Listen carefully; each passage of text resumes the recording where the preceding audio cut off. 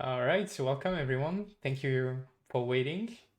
I'm Gigs here today, casting with MFD. How are you doing, mate? Oh, I'm absolutely excited for this, my friend, because this matchup is probably one of the most impressive matchups we have in this entire spectacle, to be honest. So this is going to be a good Oh, one. for sure. Two very good players with a lot of storytelling behind them as well. Both known to have some kind of grudge with each other. So yeah, hopefully we see a good series out of it. Yeah, honestly. And the best part about this, of course, we're going to get all 5 games. Don't forget about that. So we're actually going to see all 5 games, no matter how it goes. And this is going to be a fight for the points, especially for Mandarin Duck Squad, because they really, really need to pick up their game, I think. Yeah, I totally agree on that. If we look at the current standings, CMC is at plus 12, while Mandarin Duck Squad is currently sitting at minus 14. So MDS needs to win most of this series quite convincingly to have a potential chance at making it. So they have 3 series left, if I'm not mistaken. So they basically need to 5-0 every single series from now on. And I mean, 5-0 against Revnak, easiest thing, absolutely sure. So this will be already quite interesting here. So let's see where this goes. Okay. Well, it looks like players actually picked their saves already, and Nice. it looks like we will see Revnak playing as Ethiopia. Oh God, I can already see the hate from Kaiser coming in.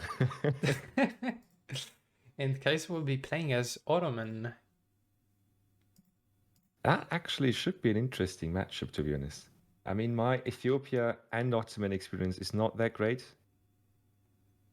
but it's- Um, yeah, I mean it's quite an under-discovered Civ so far, but people have been starting to play that Civ quite a bit more recently because well, they realized that the Civ actually has some very strong potential and very strong units as well. mm, As for the matchup in itself, we saw Kaiserklein beating Julian K in this exact same matchup from the Ottoman perspective. So we'll see if things goes the same or if Revnak has some different build order or strategy in mind. yeah. I mean, what I do feel is that just like Hausa, I assume, Ethiopia has a problem with those fast timings, cannon timings, right? Because they struggle with defeating that. But at the same time, with their unit roster, it's also quite special since their skirms are incredibly tanky and their shorter warriors are just a menace for themselves. Yeah, they are really good, especially against Janissaries that have quite low attack overall and a weak multiplier in melee as well. So Shadow Warriors are actually doing decent DPS on the Jans and they don't die that quickly as well. So we'll see if Revnak decides to use a lot of them or go for a Shadow switch at some point as well. Yeah. I mean, Ottoman, of course, has always been a civ with Genesis that has, in some situations, a problem with Cath, right? Even though Gens are tanky as hell, their damage output against cavalry is always a bit questionable.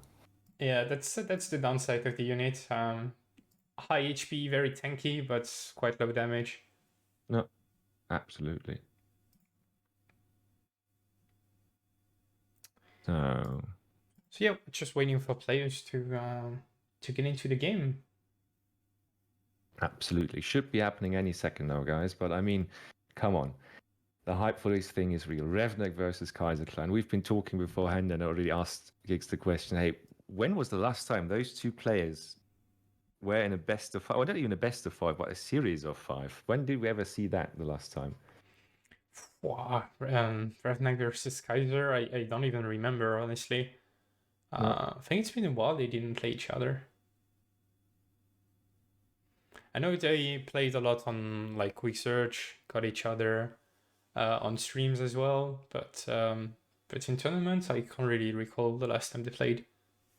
Yeah, I think they often missed each other in tournaments, to be honest. And then especially since the last big tournament, if you remember, what was it? The Kings of the Old World, right? Kaiserklein tipped out early, and Revnak in the end took the crown, if I remember correctly. So this is going to be a grudge match for sure. Yeah, exactly.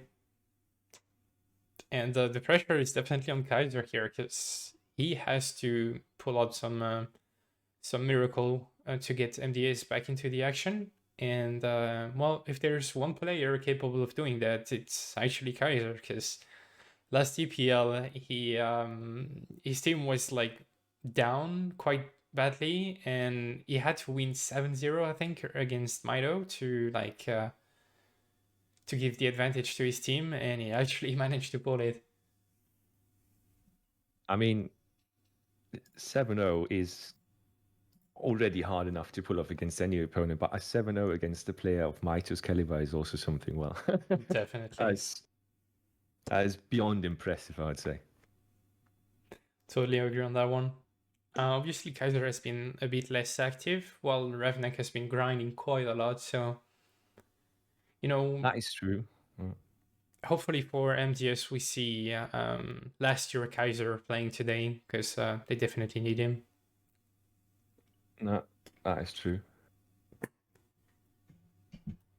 Seepcha in chat already saying the match of the century. Oh, I don't think there's much stuff that beats this, to be honest, at the time. Yeah, I mean, in terms of storytelling, for sure, people really want to watch that series. Yeah. So, do you know anything from the players so far? So any starting time or anything? So checking scheduling threads, so they agreed on the matchup, but I don't think they are in game quite yet. Mm-hmm. All right. But should be popping anytime soon. I have to keep in mind that they set up some delay as well to avoid stream sniping.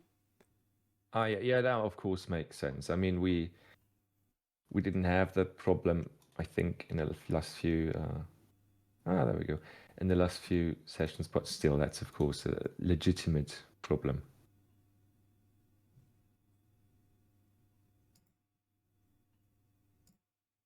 Kaiserklein's game. There we go. First map Hokkaido.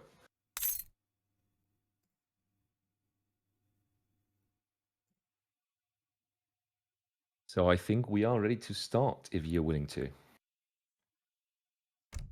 Yeah, we are gonna go straight into it. Yeah. Level 93 Ethiopia. Oh, that's one. That's a big number right there. Force if that was for quite some time, as I said, rather undervalued.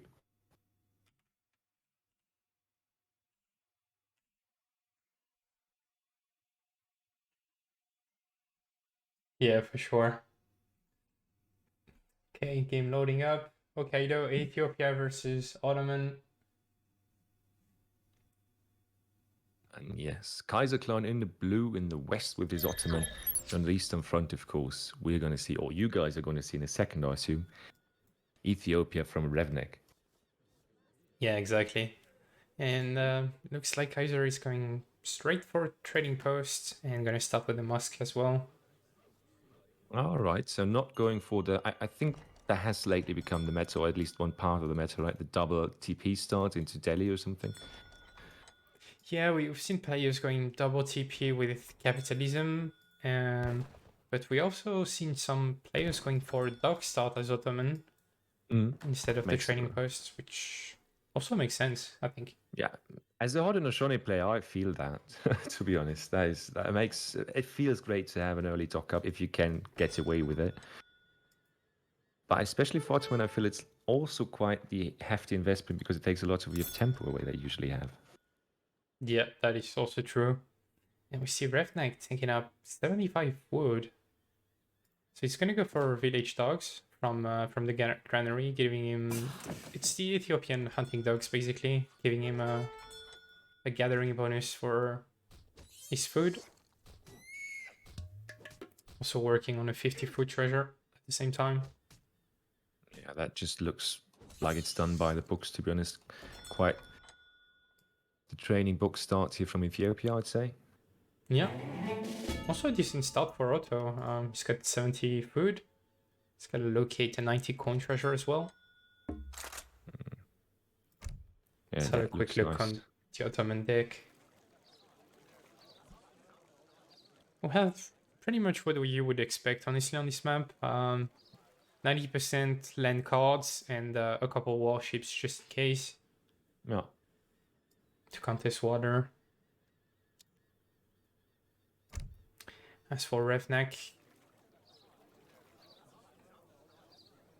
a pretty standard deck as well. We see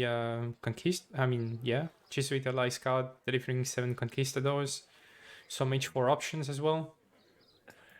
Revnak has been quite fond of those new conquistadors, at least in his matchup. I don't know, was it against Ungers or I'm not sure. Oh, Optimus, right? It was against Optimus, where he played almost solely with those with those guys, and really showed how strong they are now with their area damage effect. Yeah, definitely. Oh, if he can pick up this 70 foot in time as well, that's gonna help his age up time by quite a lot. And it looks like he will. Meanwhile, Kaiserklein got 90 coin. And Kaiser aging a bit. I don't know if it's late. I'm just so used to seeing really goddamn early age ups from Ottoman at this point. But at least before 240, so still really, really decent. Yeah, and aging with the quartermaster, so 400 wood. Curious to see what he does with it. He's chopping quite a lot, and he looks like he's looking forward to grabbing a second trading post for himself. Yeah, that's also one of those special things on Hokkaido, right? That those two trading lines are actually not connected. So you can research things like Stagecoach without immediately giving your enemy a bonus as well if they build there. As long as it's not in your trading route, of course. Yeah, obviously. Revnak going really, really wood heavy, of course. He might be trying, for his own TP at this point. Yeah, on trading post, and he's aging with Somalis, so I assume we're gonna see the Somali skirmishers. No. Might try to build a mountain monastery here in the middle of the map. Revnak was on berries just to complete his H up because he didn't have enough food under his town center. So in this case, it's much better to switch some veals on berries rather than moving to a further front away. Yeah, especially because in this, usually you go a bit idle, I think, with Ethiopia, but he just, because of that 70 food treasure, was able to go out there really, really smoothly. Indeed, and we see Stagecoach being queued by Kaiserklein instantly and dropping a barracks in base. No, that looks interesting already. House going up as well, of course. 5 vil is the first shipment in H2.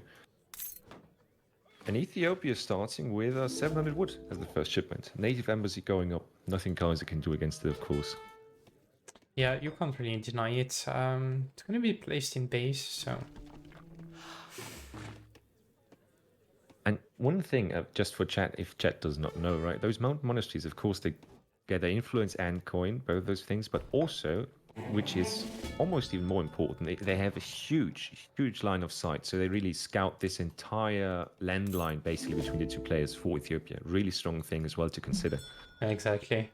Definitely, we'll see what comes, if anything comes at all. So we look on Kaiser's perspective.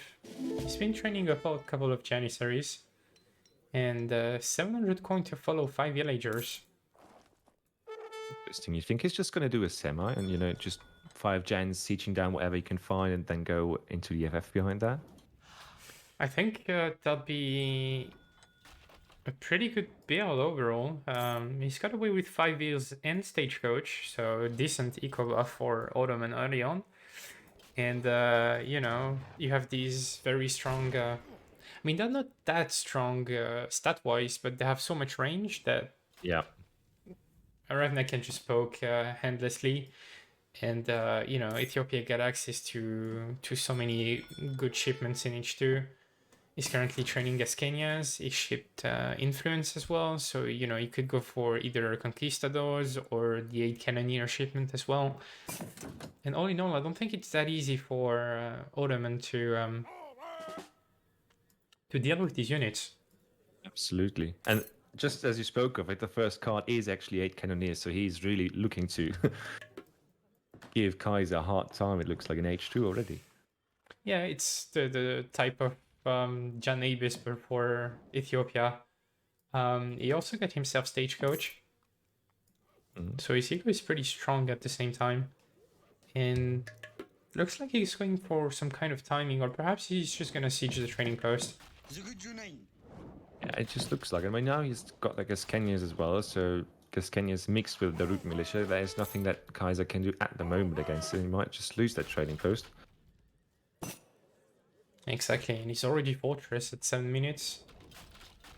Yeah, he went up with the Exile Prince, which is not that common for Ottoman, but I guess he had a shipment ready and just wanted to get it out there. Let's have a look. 8 Janissaries it is. And I assume he will follow that up with two Falconets. That'll make a lot of sense, and try to punish Ethiopia if they try to go for an H-up. Oh, but I see those Cannoneers coming forward already, so if those guys hit the Janissaries, this is going to be quite brutal. Yeah, Kaiser is trying to get away. You want to avoid the shuttle to be snaring you, because the Cannoneers will do so much damage to you. Yeah. That's some punishment not even a Janissary can take. Exactly. Yeah, but And the so North Molly at is least... being trained by Ethiopia, so it doesn't look like he's planning on aging just yet. Also, he just sieged down the TP in the north, of course, and Kaiser is immediately back there and just trying to get it back up again. While, of course, the Explorer from Revnak just denied him from doing that. Yeah, exactly. Beautiful stuff from Revnak at this point. I think as Kaiser, you just ignore that for now and start marching forward with this scary push. I mean, he's got soon to be 25 plus Janissaries and 2 cannons with the upgrade on the way behind them. So by the time he reaches the Ethiopian base, this push is going to be very scary and hard to hold for Revnak. He's got 10 Somali Darude militia, which have a multiplier against artillery, but they don't do that much damage to cannons. So it's gonna be a... Ooh, yeah, Kaiser has to be very careful here, because Cannoneers can do a lot of damage to them as well. First Falk already going down, I think. Oh, that's hard. Not the greatest trade for Kaiser, but at least he's able to dwindle this infantry mass by quite a lot. Yeah, honestly, I mean, now there's just the Javelin Riders there and nothing that really counters the Janissaries anymore, so still good enough, I guess. Yeah, and Kaiser doing a very good job at defending his last cannon. Now it's gonna be quite hard for Ethiopia to deal with it. The good thing is one Falconet doesn't have that much siege potential. No. So it will take a while for Kaiser to work his way through the Ethiopian base. At the same time, just take a quick look at the Cannoneer numbers. I mean, those dwindled from 8 down to 3, and those 3 are not really healthy. You can say that. Yeah, for sure. Good job. These guys, they are like Abus gun type of units, which are very strong, but their base stats is not that impressive. 28 attack with rather low HP and 20% range resist is not that huge. Yeah, and I think we're going to see a push in a second or so in the middle. Yeah, Javelin Riders going in, trying to take the cannon down, but this Janissary positioning is super good, and another very good positioning for the Janissaries. So the cannons are going to go down, but at what cost for Revnak? I feel like Otto should be pretty happy about that trade overall. Yeah, and I mean, now that we've got Abus guns on the field and also the Vet Abus tech behind that, and 1,000 coin to finance this stuff, Kaiser is going to look good soon in a second there. Because if he just adds to that Abus mass, then even Ethiopia will have a hard time. Yeah, for sure. I wonder if in Otto's position he tries to go back for training post line, you know, start sieging Revnak's one. He is doing that. If you look at it, Revnak just had 5, I think, Gaskenyas on the last trading post, and now Kaiser pushed back with 5 Genesis while defending his cannons down there, so quite impressive. Yeah, that's for sure. So what is Revnak doing? Selling 700 coin now, and all his TPs has been switched to food, so I assume we will see an age up there. Yeah, looks like it. Oh, look at that snipe. Beautiful stuff. 1 cannoneer going down. Just right-clicking that unit. Yeah, for sure. They still 10 Somali Darude Militia, and these guys can kite Abus guns. They have 3 more range than them. Yeah. But the good thing now is I think that the Root Militia used, in theory, to counter the earlier versions of Abus, because Abus were siege units earlier, right? But since they've become this weird infantry unit now, they are classified as, they're still taking good trades if they get to take the shot. For sure. Yeah, you have to be very careful with your micro. Yeah, this is basically a dance that is happening right there, and this kind of dance between 2 of the best players in the world is just fascinating to watch. Oh, and look at what Kaiser has on the way. Oh, yeah. I mean, even godlike anti-cav units like the Javelin Riders are going to struggle against the Mamelukes if they stay in ranged attack, of course. Yeah, and it doesn't look like Ethiopia is aging fast at all, so... You know, by the time he gets to upgrade all his Javelin Riders, he's got 20. If he can get the veterancy upgrade on them, then they should be able to deal with the Mamelukes, but still a long way out. Okay, he's finally getting the tech for the age up. Yeah, you know what the problem is, though, that I'm thinking about now? Those Javelin Riders still have 4.5 multiplayer on the hand attack still, so that's 45 damage in melee, and that is something that even Mamelukes can't deal well with, I think. Agreed. Looks like Ethiopia still gets some food. He's got 500 coin on the field as well, so he's making a lot of shoulder warriors right now, and I assume we're gonna see upgrades from his war camp. Yeah, I mean the upgrade is already in the elite infantry, and that of course ups his Gaskenyas and the Shotel, if I'm not mistaken. Which sounds a bit weird, but It ups Javelin Riders and Oromo Warriors. No, wait, that's elite cavalry. Yeah, elite cavalry, and the elite infantry boost all infantry basically.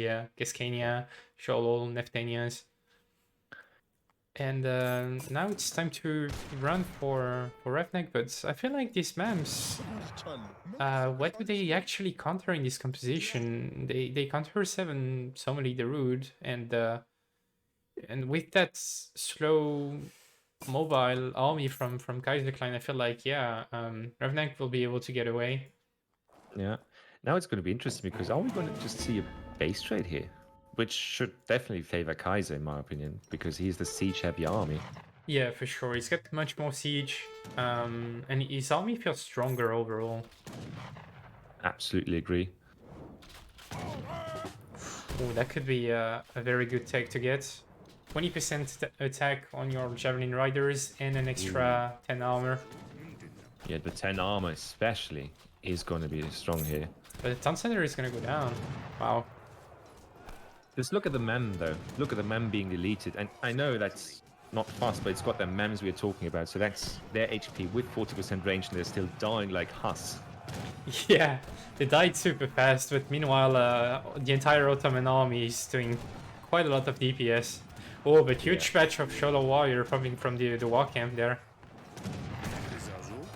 Yeah, but already thinning out, and there's still a lot of Abus left. And there's still 2 Mamelukes full HP behind. Yeah, I mean, he saved them pretty well. He realized that the Jevs are just melting them, and now he's just using them to defend them. Wow. Beautiful play. Exactly. Yeah, very well executed strategy from Kaiserklein there. With obviously very solid micro as well. Yeah, I mean, it's goddamn Kaiser. I don't know if we have to tell you that, but of course, he is a micro beast. Yeah, it's one one of the hardest player to try to outposition or take a fight like versus cannons and things like that. He's always very good at protecting them. And also, I just loved how, I mean, there were some, might say, some Ethiopian shenanigans going on here in this game, but he just didn't care for it. He just played it very safe and very standard, I'd say, and pulled off a beautiful game. Yeah, Nice first win for him.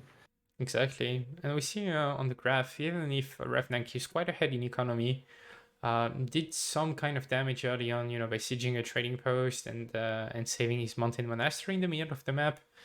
Yeah, this eco difference didn't seem to be very effective.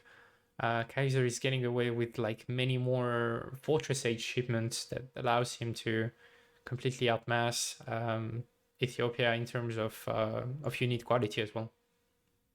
Absolutely. I mean, we also saw the endurance school coming through, so 20% on Janissaries, on hit points and attack. So that's quite scary on a unit that is so strong already. Yeah, look at his stats: 260 HP for a Musketeer. This is quite beautiful first game. I'm only getting more hype for this after seeing the first one. All right, well, let's have a look on game number 2.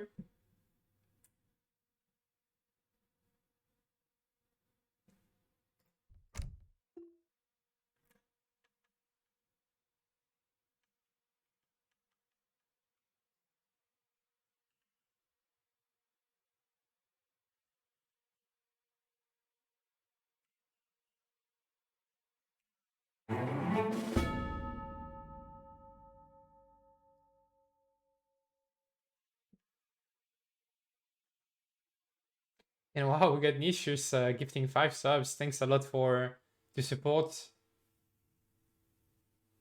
Oh, huge, man. Thanks a lot, Nicias. And also big shout out to Nicias himself because he has been carrying the cast throughout these last few weeks like a goddamn madman. I thought I was crazy when I did the 6-hour cast with him, but that man just didn't stop casting.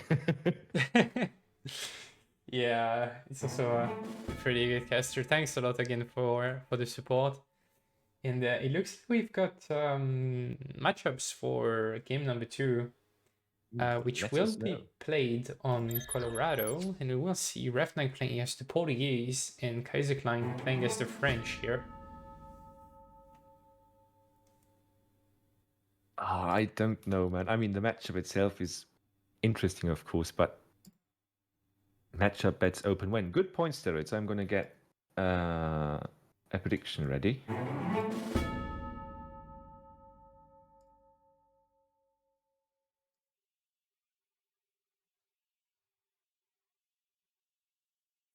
Yeah, I'm curious to see that one. The map will be Colorado. I'm running out of baguette. I need more baguette. Fuck me. Yeah, Kaiser probably ran out of I'm gonna baguette go out later to buy more. after this auto game. And it's playing as French, so yeah, definitely more baguettes incoming. Yeah, that's probably my most favorite sound alert that we have here, to be honest. I don't even remember where this was taken from. I assume on Kaiser stream, but I don't remember for which occasion.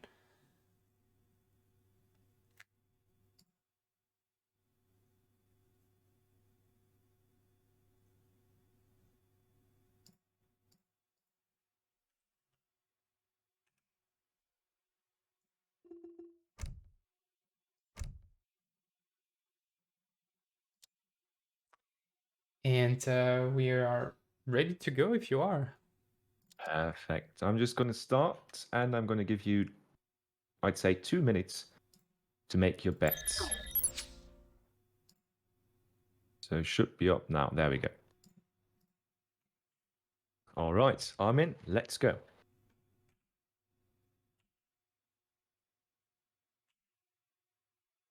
I'm honestly quite curious to see how Revnak actually starts his build here because I mostly still see Kaiserklein, the Portuguese, as a land water sieve, to be honest. Yeah. So I'm always interested when people play them on land, what their actual design and idea is, and how they approach that thing. For sure. So I've played that against Revnak, this exact same matchup on this map in practice.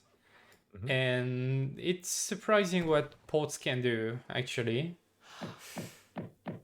So it's definitely not a weak Lancy for sure. Oh my god, and Nishi's going crazy, offering 5 more gifted subs on the channel. Thanks a lot, mate. Appreciate the Thanks a lot, support there. guys. And but yeah, back to the game. Looks like Revnak is going for a 10-10 with the trading post starts. Attack! Oh my god, that was so loud. Yeah, I think we have to turn that down. I didn't hear it, but just from your reaction, I can feel it. Yeah. If you're on Windows, you can just play Windows and G, and then you can open the sound sources and put the one with the web browser sources down a bit. Okay, well, backside. Wow. I'll keep that in mind for whenever I can fix it. But let's have a look on Kaiserklein's perspective. It started with the trading post, but not the safest one. He decided to go for the middle one instead. And he did not build a house as well, so he's gonna go for a 12-10. And if he can get his food treasure, wow, 90 food, that's gonna definitely help a lot. And if we know anybody who is really comfortable with 12-10s, then I think it is certainly Kaiser, because at least for me as a I'd say mid-elo player, it's really hard to pull those off if you don't find at least 2 good food treasures. So let's see what this game has in store for Kaiser.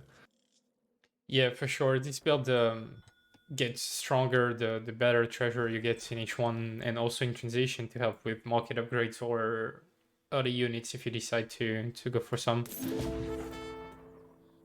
And Kaiser is scouting around the Portuguese town center, and if he was quick, he would have been able to see that Revnak sent Vitorias as his first shipment. Yeah. But yeah, Kaiser is getting away with the very fast 12-10. And there's so many good treasure left. 90 wood here. Yeah, I mean, he got, I think, in total 160 food or something, so that's understandable. And he actually started the age of 2 minutes and 13 seconds. You got to imagine.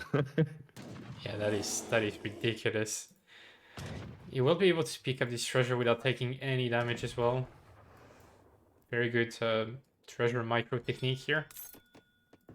Yeah, this magic circle of no return, basically, where all the treasure guardians start to behave a bit funky, to say the least.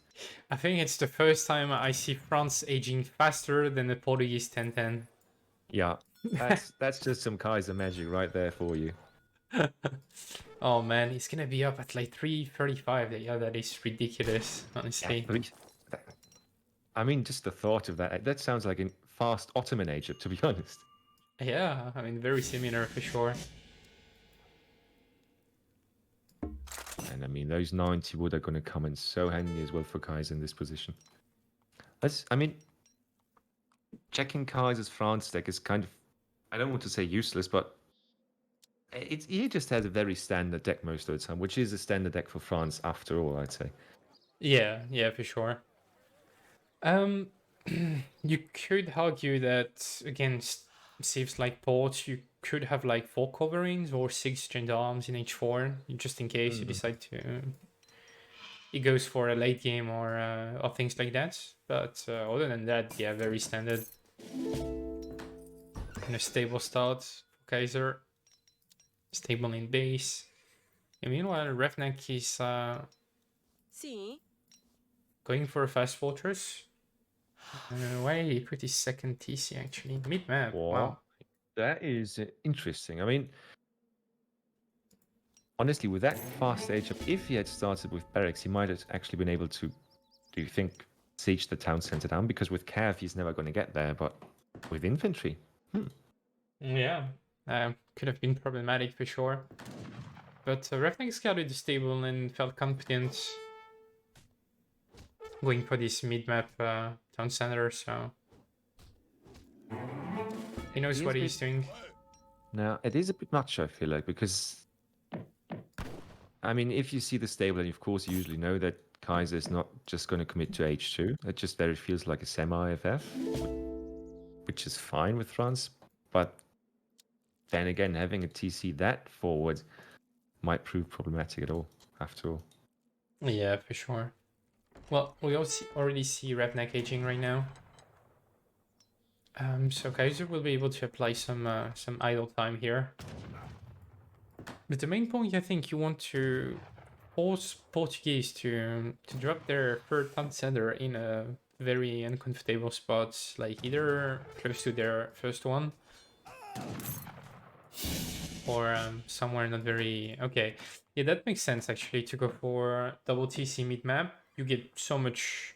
I mean, you don't get the greatest map control, but you have a pretty good tool to deal with cannons. 3 house won't be enough to deal with, to siege this town center for sure. And now he's going for 5 dragoons, and I assume he will follow that with 1k wood to get some infrastructures behind. Oh, did you see, by the way, how Kaiser quickly switched to shipments? I didn't mention that before, but he was still on, I think, he was still hellbent on sending the crossbows in, and then he saw the age up from Revnak and switched it to coin, although the crossbows were almost through, so complete change of plans there, it looks like.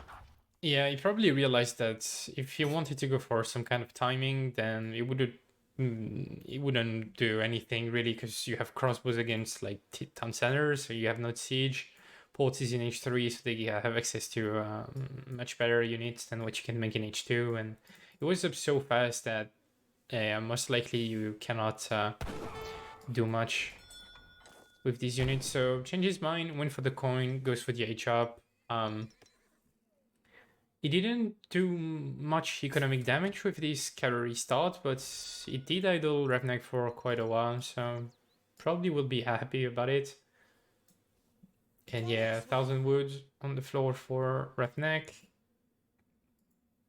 Now Kaiser this aging. Victorious is paying off right now. 3 town centers up. Yeah, of course.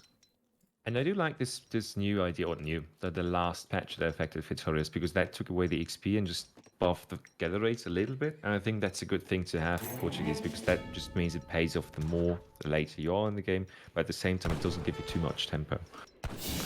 Yeah, that was a good nerf, I think. I'm not a fan of the card at all, personally, just because your ports is already a turtling sieve, and giving them more turtle option doesn't make very much sense to me, but That's a fair point, of course.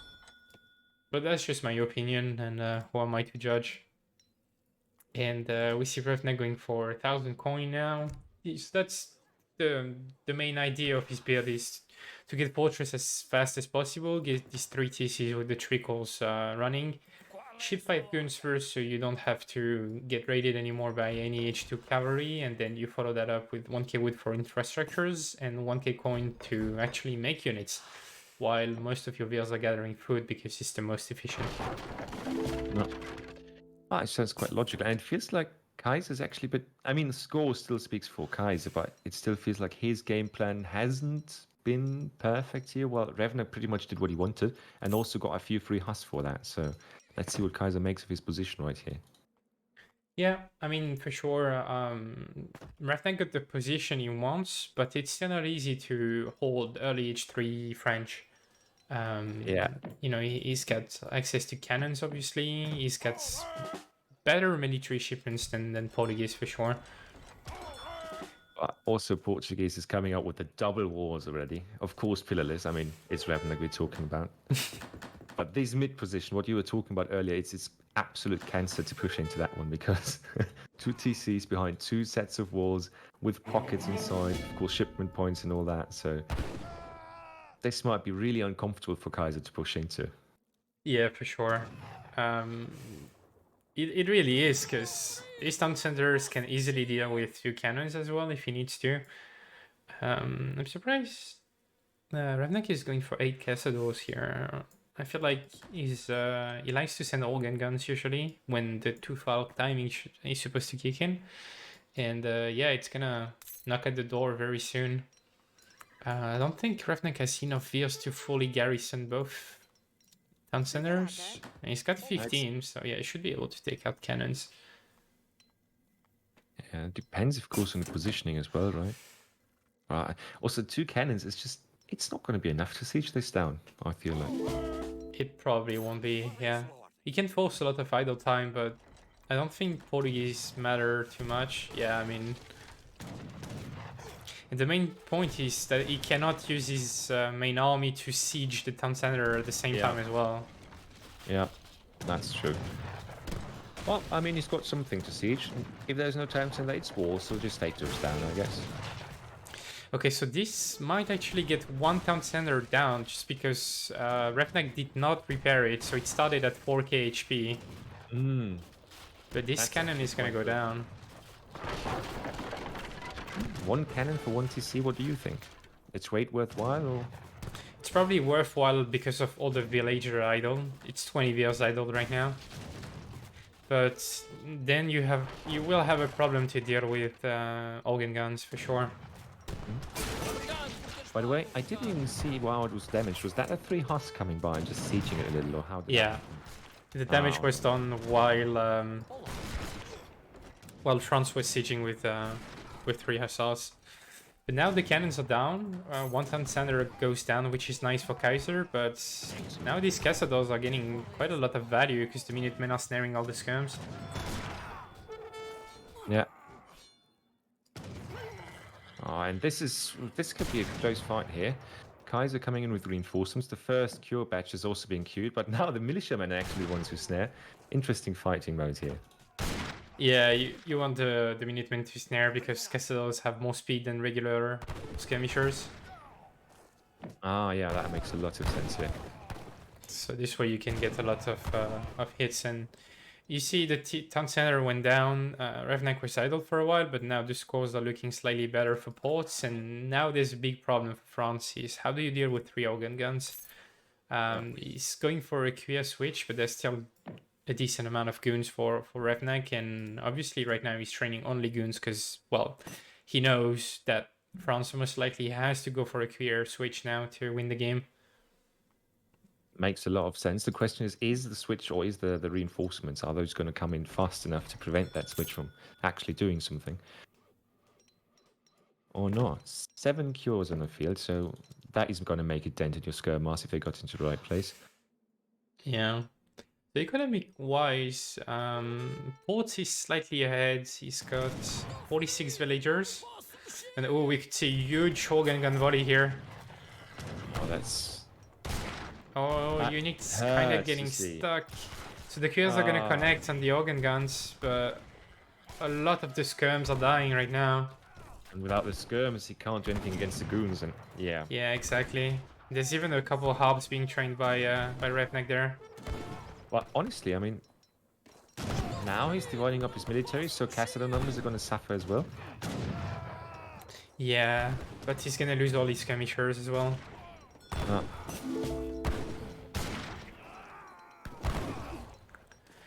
And yeah, now how do you like make progress as France?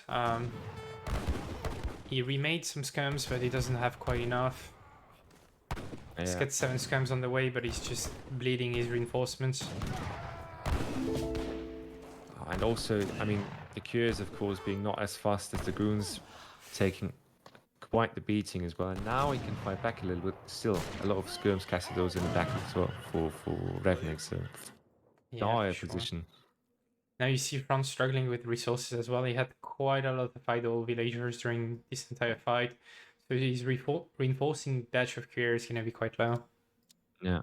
And now that also that Revnak has the mid control, he can basically just cut off the northern area from the access for Kaiser. And that either means Kaiser can't gather there, or if he chooses to gather there, it's going to be awful mess. Yeah. I think he's desperate, so he will use CDBs to tank while he's gathering, but now we see infantry attack. For Castadors will make them even better in Yeah.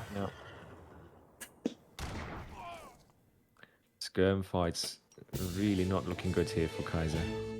and yeah, Kaiserklein just resigning. I don't think there's any more French can do at this point. Yeah, fully agree there. And Very yeah, I strange. mean, this was the build I was talking about. You get up to the Fortress Age at like 6 or 6 minute 30, Mhm. which makes it super hard for any H2 play to punish it. And then you get Dragoons out if you need them, just to catch raids or be safe. And then you follow up with double crates for infrastructures and military production. And suddenly you have a bastion in the middle of the map that is probably unbreakable for two Falconets. And meanwhile you have like 3TC trickling resources while you're making this from Triton Center as well. So Well, and somebody just won a boatload of points because 13 guys bet on Kaiser and his baguette French winning this fight, and Revnak and the Portuguese were only picked by one. And that lucky player, I think, just got away with a ridiculous amount of points. yeah, I mean, I understand the bettings. France, it's super. I mean, used to be very good against bots because of the cannons' strength and the queers in late H3 that dominate the Portuguese army. But with this new meta, like Vitorious, this build very fast fortress style of stuff, and on a map like this where you have to go either around or go for a choky place in the middle, I felt like this just favors sports overall. Yeah, and also, I mean, what in lots of games that we do in the German league, for example, you see a lot of India here as well, just for the same factor, because you can just fortify the mid, and then you slowly but surely take control of the rest of the map, and that's just so punishing in a map like Colorado. Yeah, for sure. So you think France is still out gathering ports for the majority of the game because, well, Revnak is idled here by the Hussars and then is catching up with crates, but then he's garrisoning 20 buildings on center as well. I mean, yeah, let me reduce the volume of that because I just got a heart attack. I believe you, man. But I'm just looking at the fight, right? And especially this last big fight where Kaiser dipped his cures right onto the organ guns, but also lost almost all his skirms to those same organ guns. It looks like a close fight on the unit population graphic, but at the same time, it devastated his numbers and his potential to really win this fight. Yeah, for sure. I mean, not the greatest trade overall. So yeah, currently going to be 1-1. And that's already not too good for the Mandarin Duck squad. Indeed.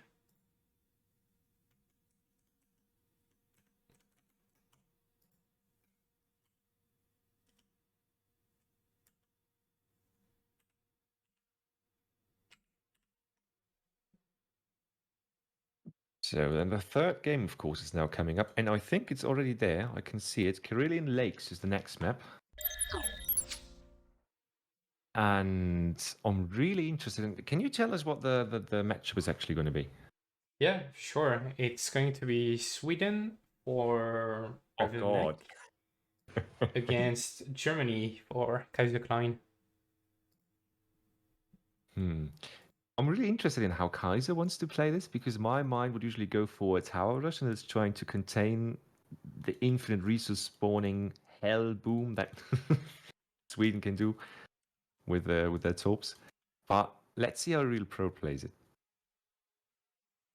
Yeah, I mean, it's a decent map for Sweden for sure. You have like 3 safe mines and so a bit more exposed, but you can definitely get a decent amount of torps if you want to. And it looks like players are already in game, so we're gonna go straight into game number 3 in this play of 5 between CMC Revnak and MDS Kaiserklein.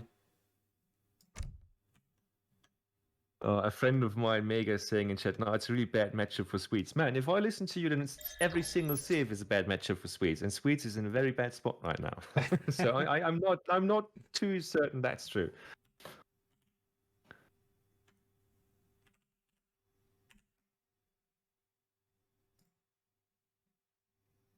All right, and yeah, Carillion Lake's also interesting because the map is very restricting when it comes to actually space that you can build on. For any kind of aggressive spot, base placement, it's a bit hard, and also to wall off and all that funny strategic stuff that we often see. Yeah, I mean, all these lakes in the middle of the map makes it quite hard to wall effectively, but you can still wall the chokes if you want to, get line of sight on the top of the map, get something in the middle as well.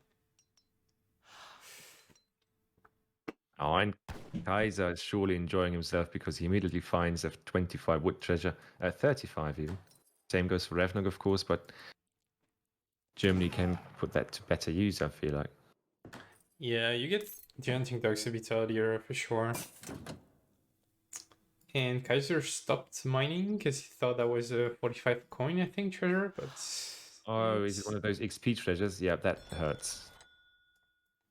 I'm sure he will figure that out. In extreme case, he can sell food to buy wood. It's not optimal, but if you made a Oh, mistake, then... Yeah, and I think he's going for the next one that just looks like it. That is something that I think is questionable, actually, because you have so many treasures that just, 100% are always coin. And now some of those actually are XP treasures, which is a bit weird. Yeah, I mean, having the XP early is nice for Germans because you get your 4 villager shipment quite a bit faster, which makes a huge difference. And you can afford like gang so before even clicking up to H2 sometimes if you get the settler wagons early. And by the way, of course, Kaiser figured it out, and he just quickly remacroed, and there is the house that he immediately needs there. Yeah, Really obviously. beautiful stuff. I was a bit worried, to be honest. Not because I don't trust Kaiser and his macro, just because those are the little things that can, just interrupt your game. Yeah, Let's which take a look at the. is Yeah, okay. sorry. No, nothing. Don't mind me. Yeah, well, I was thinking like one player has been working his way through the top of the map, while the other basically went for the bottom part of it. All these treasures are like fine, but they don't really bring anything that you would really need in each one. It's nice to get some XP later on. But in each one, yeah, you most likely want to get coin with treasure for market starts and then food to age up faster, which we see Kaiserklein doing right now, aging with 16 villagers instead of standard 17. Yeah, that's nice for Germany, especially just because that usually this 17 villager age up is just so standard, and there's usually not a lot they can do against it. But here, 16 villages without almost no idle time. Beautiful stuff. Yeah, it is pretty good indeed. I see Revnak starting to drop some torps. Yeah, left and right. Yeah, I like that he did hold the forward mine and leaves the safer one behind his TC without any, so he can gather from it if he wants to without wasting the torps. Yeah, I fully agree. It's also that's just I think a very personal preference for most Sweden players how to utilize your own mines, because some of them they really they go heavy like 5 torps in one mine, and some just prefer easier torps in base so you can still gather that safely if you needed to, and just focus more on the torps outside of your base. Yeah, well, let's see if he can manage that, because Kaiserklein is going for a tower rush by the look of it. I don't want to say I called it, but I kind of call it. Yeah, I mean, if you don't want to deal with like 70 Caroleans at later on, then going for a tower rush makes sense, obviously. Absolutely agree. And just oh no, Revnak, that's a dark spot on Revnak's map, so he doesn't know about it. He definitely doesn't. He's been picking up more treasures in transition, which is nice for him for sure, but... Ooh, we see a saloon. No, do take a look at the mid of the base again, because there's 2 towers just about to pop up right next to each other. No. Well, this will turn out to be fine for Revnak, because with that tower, he's gonna see the tower rush incoming. And every unit that wanna go to the Sweden town center to apply pressure will take some fire from the tower if Revnak realize. Yeah, and he's Boy. switching to the Ulans now. Revnak has a build setup for this map with this Civ, Cossack Daredevils, fast Cossack Cavalry that can also dismount. So I really don't know what that goddamn unit can do, but we were about to see that in a second. Yeah, and Kaiser should probably get away. Oh, fast, please. He even charged ability, so that's even stronger here. I'm very confused about this unit. Yeah, I also don't know what the hell is going on here. But at least they're dying to the Cav and to the Pikes. I mean, so... they're dying to everything because they have 160 HP and 70 hand attack. This feels like a horrible unit. Yeah, the only good thing they've got going is the attack speed, right? Because it's one attack speed, so I guess something's good about that, but they counter cavalry. What in the name of God is this? Yeah, they do counter cav somewhat, because with that attack and that HP, I don't see with which cav they counter, but it feels weird to see this. And the Pikes are doing their work. Angles back, Torps are going down. Oh, Kaiser being caught though. oh, has to be careful here. Well, I'm gonna lose 2 bows for one of these Cossack. Yeah, quite cheap for a mercenary. I mean, 115 coin is not the end of the world, but yeah, not the greatest units either. Oh, absolutely. So what is Kaiser's follow-up to the pressure he did? Did he go for settler wagons? Yes, he did. So his economy is definitely stronger than Revnak's one right now. But we see Engelsberg being sent, followed by blueberries. So economic build right there, but I mean, if you have a German mass behind that, I don't know if that's really the way to go here. How many torps are? Sure. I mean, we've got 9 torps, about to be 8 in a second. I feel like. Yeah, and the Cossack Daredevil is just losing hard to any Uhlans on the map. Yeah. So Revnak is losing more tops, but he's rebuilding them meanwhile and training Cavalrians by the look of it. Take a look at Germany's base, of course, with the pikemen. Oh, Doing a sneaky house raid, if you can call it that. yeah, he's gonna get one house down, perhaps another one. I don't think Germans mind too much. I mean, they're gonna get a sad batch of crossbow because of that, but it just sends 700 wood, so he can replace this quite easily. Just kind of awkward to catch them, though. Really awkward, and they're just going to run around and be, you know, annoying in the base. And that house goes down as well, so Kaiser is popped again. I think he actually might need to build a house for the front base, if that makes any sense. Yeah, oh, the settler wagon is a bit exposed, and Revnak is just gonna dip out. Forcing the entire German army to go back is so good for Revnak, actually, because meanwhile he's stalking the map, and he's been training Caroleans in the back of that, so they could catch the pikes, and he's got leather cannons on the way as well. Oh, this is great. He's basically just making sure that Kaiser has to be on the entire map at the same time, while reinforcing his own numbers back in base.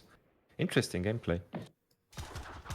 Yeah, I think it was the right time to make the switch to Caroleans, and with leather cannon pressure, he should be able to put some pressure on the forward base. He's got an extra siege with the 8 pikes that he managed to save as well, and Kaiser wasn't able to really catch them. Oh, that could be the catch he's looking for. 2 pikes, but they are low HP. Yeah. Nice. I mean, it looks like Revnak is not really realizing that they have low HP, because he could just quickly turn around, take a few dips, and then run off into the sunset. Quick ups being shipped by Kaiser here.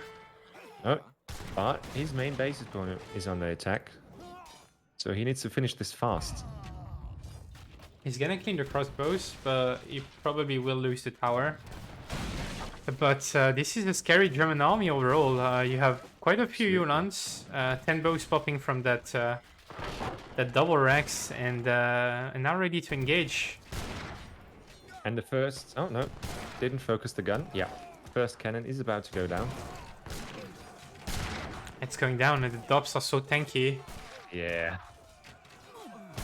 Leather cannon's now- going down, and now the infantry should be able to clean all the Karelians. Yeah, Kaiser's tower rushes is something that always looks incredibly strong. But, of course, those Karelians are incredibly good in melee as well, even against skirms. Still doing a lot of damage. Yeah, with the Minutemen call and the reinforcements, maybe Revnak is able to reinforce that, and we see 10 pikes as reinforcements where you probably want 10 crossbow here. So a bit I feel awkward, like- but Kaiser is gonna be able to micro away. I feel like he had to go for the pikes there, because if you look back at just unit numbers, if there had been another 5 or 4 cav patch coming out of that balloon, then this would have been problematic without any pikes in the field. Even though those cav units are shit, I think we can agree on that. Yeah, I mean, I'm gonna call it. They are absolutely garbage. Oh, 3-house catch though. Good positioning for Revnak. No. But that's another 2 wills going down. Not that Sweden minds too much, but even for Sweden, if this goes on, might be problematic. And yeah, oh yeah, that was the 3-house shipment. So all the 3-house shipments enjoyer in the chat are gonna be very hyped about that. And another 10 crossbow batch coming out, and looks like Kaiser's looking to age behind that. He's trying, but at the same time, he wants to age and manage to save his forward base at the same time, which is very tricky to do in this situation because Revnak is switching to full Karelian Sarsars at this point. Yeah. And good that catch, is though. a scary army. And he was just a second late with those 2 Ulans in the north to killing the villager before the torp actually goes up, but he's going to siege it now anyways.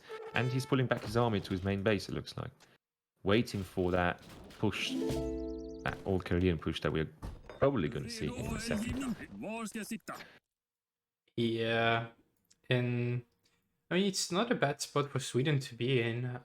He's got 90 population of torps right now. He shipped both Engelsberg and blueberries. Now he's in a spot where he can comfortably mass Karelian SSR while having the option to make leather cannons as well. Mm-hmm.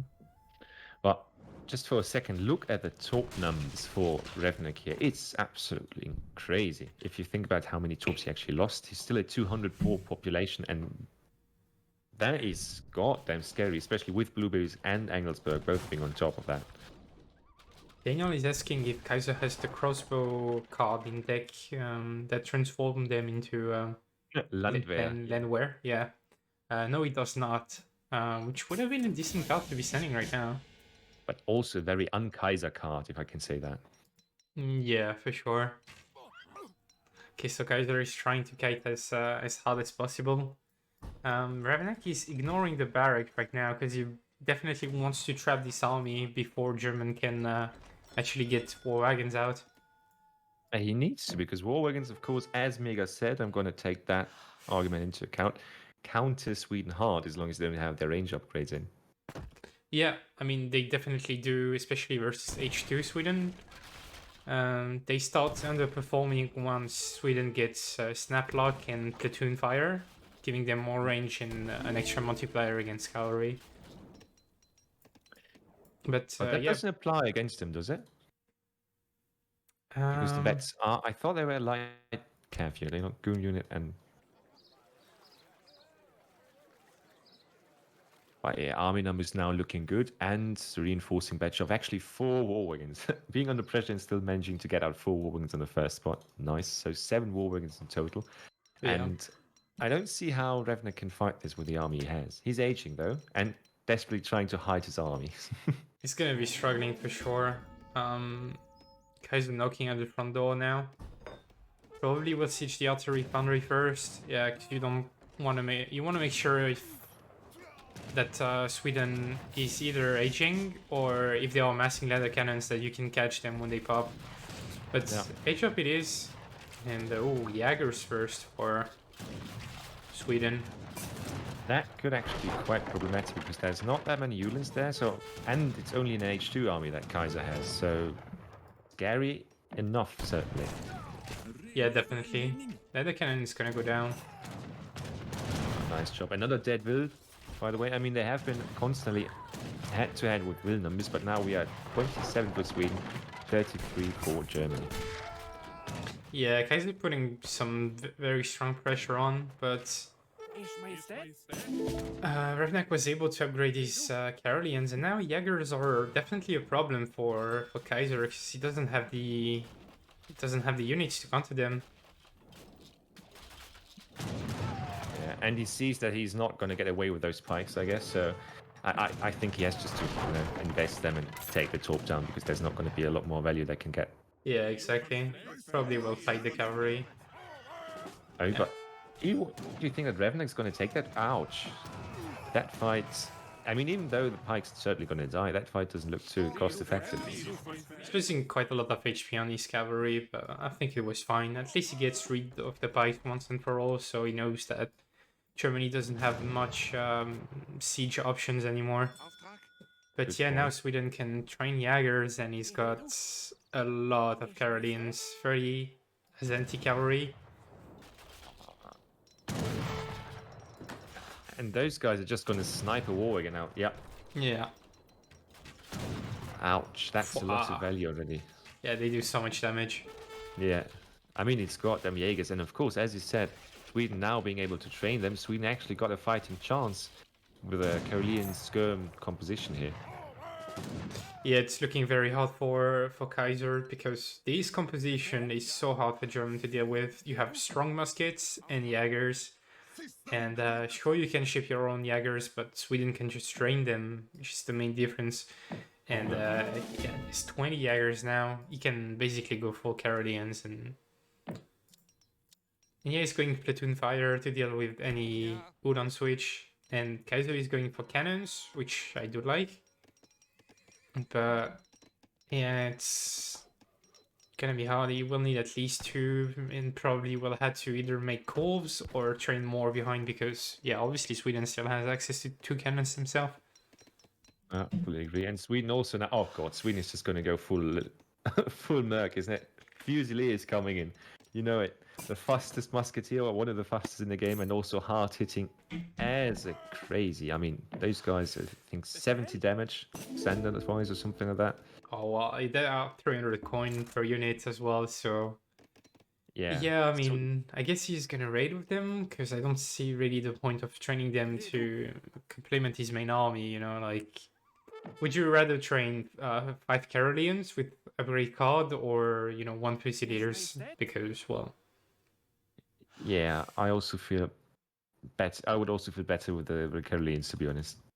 But yeah, Kaiser, Strongbow. I mean, the crossbows are in a weird spot right now. Unupgraded unit, but still half of his army, basically half of his skirm mass. yeah, he's got the cannons out, but Oh, he might get some good hits there. he will get a good volley. Okay, that's 1 Jaeger down, but Auftrag. Ja. Yeah, and I mean now Revnak also on the TP with the House of Jagelin, basically getting a few nice upgrades. I mean, handshot cavalry, it's not too important, but oh, this is such a good tech to get, but it's not that good for Sweden for sure, because unless it starts making a lot of house and upgrade them, but talking about good techs for Sweden. Military drum is now coming in, so that Karelian mass is soon going to be an auto elite unit. that's good for sure. But look at the fights. The Jaegers actually are more running than shooting, and this might be an interesting fight here. Ooh, Karelians are gonna charge, but the positioning is very good for Kaiser here. He's got the Udons on the Jaegers, comes protecting the cannons. That first Jaeger shot was already insanely good.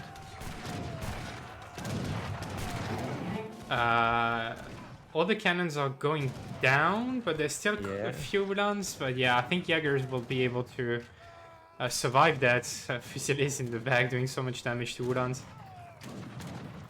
Yeah, but now also Kaiser is focusing them, so he's making sure they don't stay up long. And I think the trade overall was better.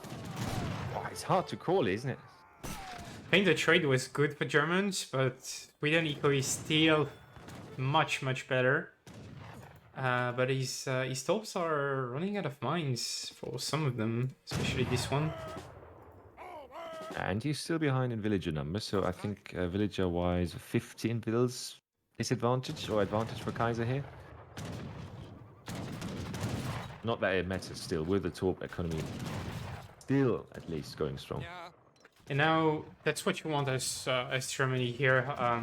You want to fight hard enough that you get so much XP in the back, so you ship, very strong shipment 9 Ulan. You're gonna have another shipment ready anytime soon. And now you start retaking the map, sieging tops. It's losing a few villas to raid, but I'm sure he will react to that. Yeah, hopefully in time. The problem is that's already 2 dead vills, and Revnak, of course, is doing a wonderful job here. But look at that. There is the Jaegers inbound, and those guys are not going to back off. And that's 2 dead war wagons already. Yeah, for the price of 3 SRs and a Carolean. Plus all the villas that died. And Germany's basically out of options if you look at food income, because there's nothing left close to Kaiser's base, so he really has to go out and about. Yeah, for sure it's hard, but Bereit. this Ulan switch is gonna do wonders for him. I'm pretty sure about that. Actually, Revnak is going quite heavy on Caroleans, but now he's retraining a Cove. I'm not sure why he's making cells, actually. Not very helpful in his situation. I guess it's just to kind of be able to threaten the skirmisher Mars, but I don't know, honestly. I mean, his Jaeger should be good enough to do that. If he has the Mars, of course. He's got 8 plus 3 on the way. Yeah, I mean, it's gonna be helpful for sure. But, I don't know, it's a pretty even game. But this German army looks so scary. Then again, there are Udans, so you never know. Yeah. Udans either destroy everything or ends up absolutely donating XP to your opponent. There's no in between. Yeah, I fully agree. I was a German player for quite a long time, so I absolutely feel that statement. He's got cavalry combat and then, oh, 2 more cannons as well. Revnak is trying to catch the army, but he's just losing some hussars there. And ooh. Yeah, it's nice. Ooh. Oh, that bulk was donated for free. And there's 2 Coverings as well. Yeah, now he's actively using his cav to try and get Revnak off the cannons. Good work there. Just 3 Ulans basically saving the 2 flags from being saved. Why are there VLs here? What is going on? Oh god, looks like Revnak was also a bit greedy for resources. Yeah, look at the score difference now. Yeah, Germany's quite ahead. But Revnak's army should counter what German has if he stops making hussars. I really dislike it. He's just researching Vethas. Sorry to interrupt you, but I don't know. Trading crossbows for Jaegers, pretty good trade. Yeah, that's the interesting part. Look at this entire skirmass still needs to right-click the Jaegers to kill any of them. Oh yeah, you need like 30 skirms to one-shot the Jaeger. Yeah. What is Kaiser going for? I guess when you're max pop, you go for something like cavalry HP. Yeah, you called it. Yeah. I'm sure Kaiserklein is a proud owner of the Geeks German guide. Oh, look at that.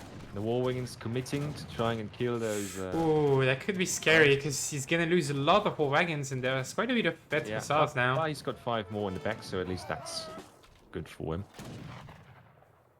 So you get 1 cop down for a couple of wagons.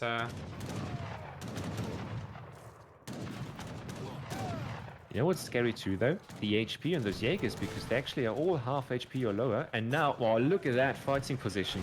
All the Ulans blocking up the cavalry. Beautiful for Kaiser. Oh yeah. That's GG right there, in my opinion. But it's such a wonderful fight for him. Look at that. Yeah, for sure. Wow.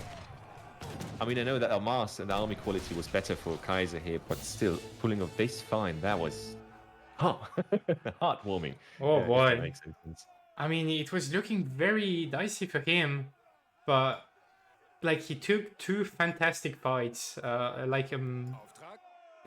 a masterpiece of like unit positioning on both of these fights. Honestly, Yeah. very sure if we look at the post game stats and we see like military unit counts, look, Sweden has more stuff and end up losing the fight, and then Germany completely crushed the second one. Yeah. I mean, makes a lot of sense because it's Kaiser you're microing against, and he has almost double your unit population. But wow. Beautiful stuff right there. Yeah, for sure. Yeah, but well, yeah, it was looking good for Revnak when he got this age up and got like 15, 20 Jaegers out on the field with max pop of tops everywhere on the map. Get that Sweden eco rolling with the double eco cards as well, Angusberg, blueberries, Auftrag. but Bereit. yeah, I mean, very now- well played by Kaiser here. Yeah, fully agree.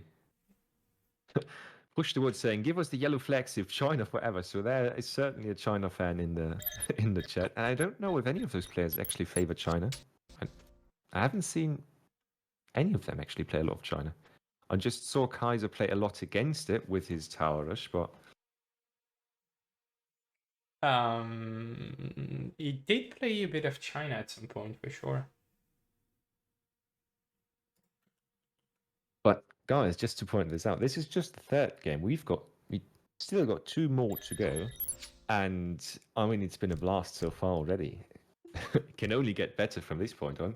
But yeah, I mean, all these games are pretty close, and winner basically wins on like details, but very important ones. Absolutely, yeah. I mean, the second game was it felt a bit steamrolly because that one volley was just enough to take France out of the game. But this one, the second one, was close as hell. That's for sure.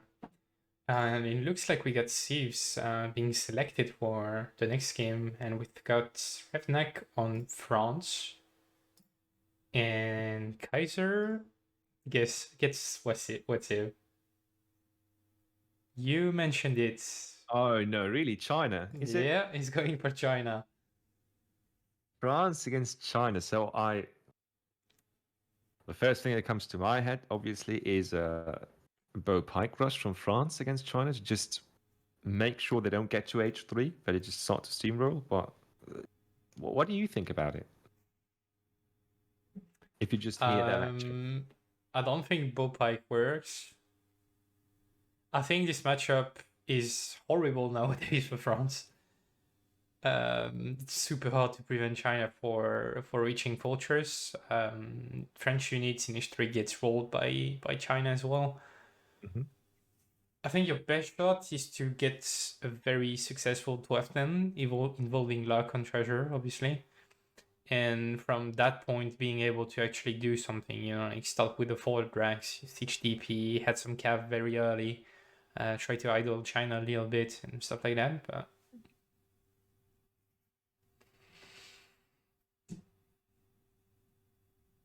But that's what I think about the matchup at the moment. I might be wrong, but yeah, Well, if I had the guess- choice, I wouldn't play that as France.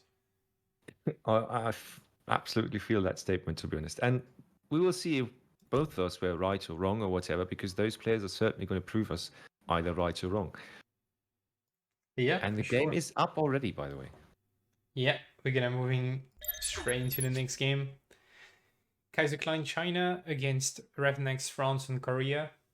A good map for France overall. You get these nice treasures. You can dock start as well. Bit of a Michael build here. But yeah.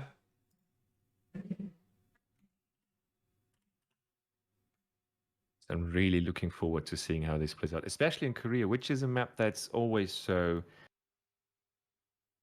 It's just a map that you usually don't see people turtle very hard in my opinion, because it's very focused on the middle parts for resources and economic growth and so on and so forth. And the map control is just very rewarding here. So it's one of those maps that just forces aggression from one side at an earlier point than others. Yeah, for sure. Oh, interesting. So Kaiser's going for Bollywood directly, but he's not going for a training post.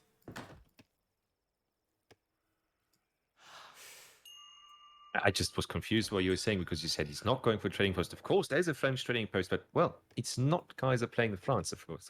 So, Yeah, I know that it's got me confused. confusing. You would expect the opposite matchup being played, you know, like Kaiser playing France and Revnak potentially going China, but Yeah, no, I fully agree.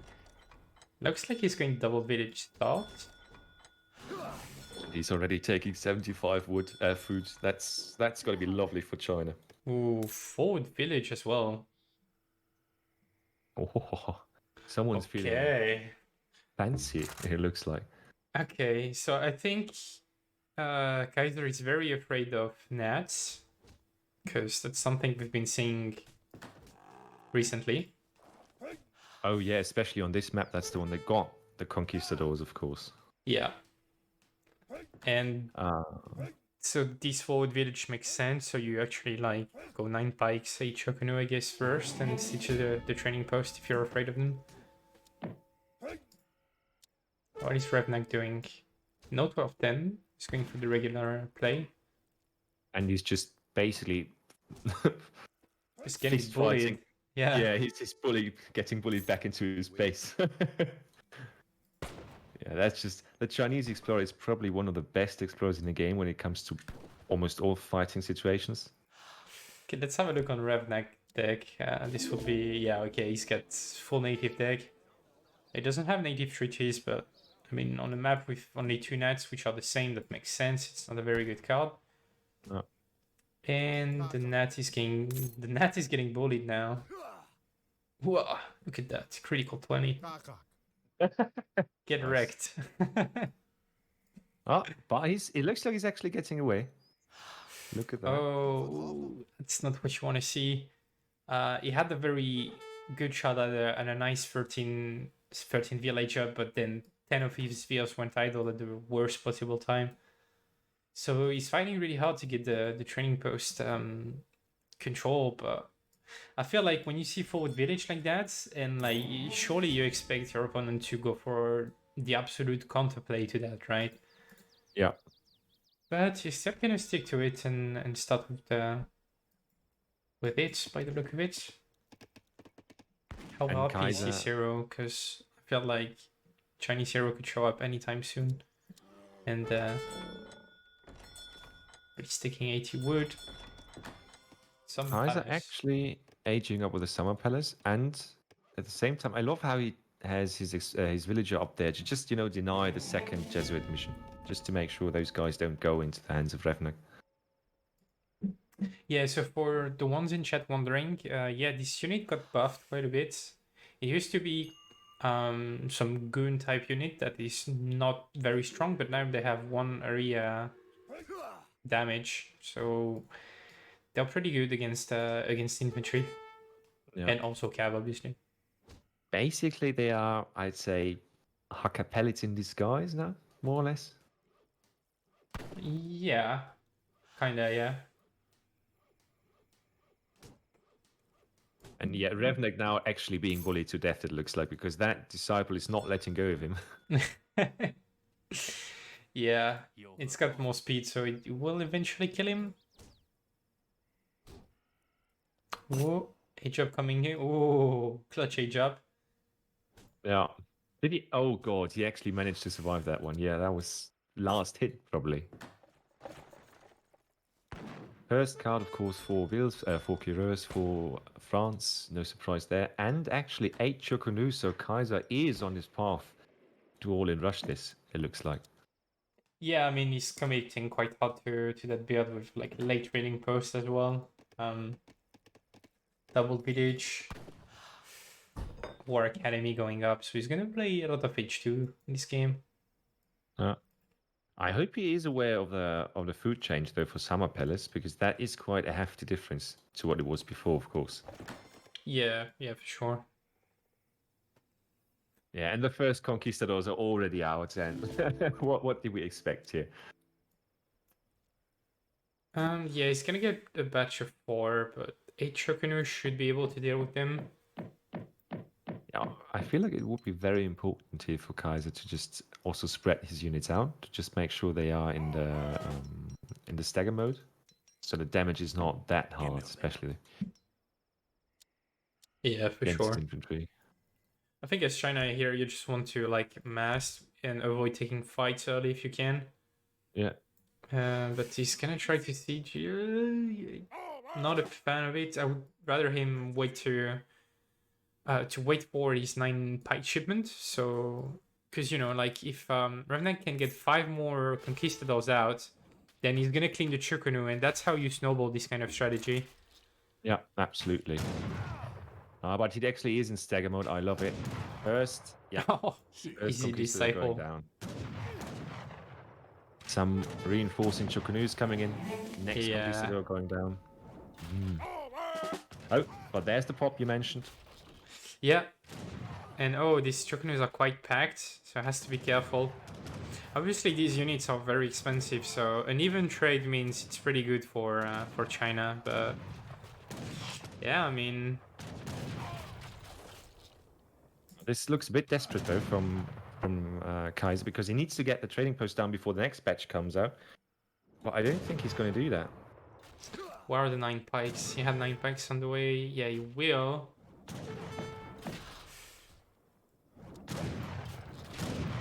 Oh, that's a nice Oh, catch. If yeah, the pikes pikes connect on actually. them, then they do a lot of damage. That's beautiful stuff. And with that reinforcement, he's actually going to be able to siege down the trading posts. But the northern one has already been taken as well by Revnak. So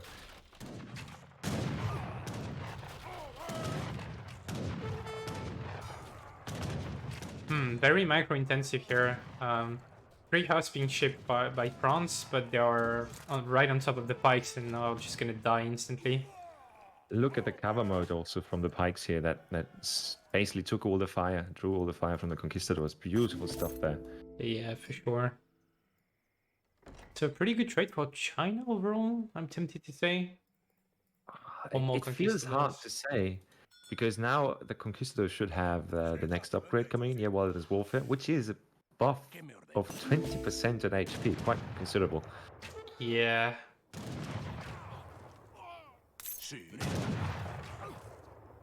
Shokunus are not trading too bad against them, but they have so low HP that Yeah, yeah, you die like flies. always need the pike on front basically against that. That was a good. Oh, yeah, and hitting the last one on the way back. And Kaiser, he did it. That's what I thought about. The best way to basically shut down the second TP being built down there is to just build one yourself for 100 food, 100 wood. And he Yeah. actually did. These units have such low siege that once the trading post is built, it's very hard to take it. But Revnak actually calling Wow. Minutemen and Leve to reinforce this entire thing to just make sure he can stay on top of this. okay, very interesting. And what is guys doing right now? Okay, 600 wood, 700 wood. So building a second war academy, and yeah, he's gonna come into the H2.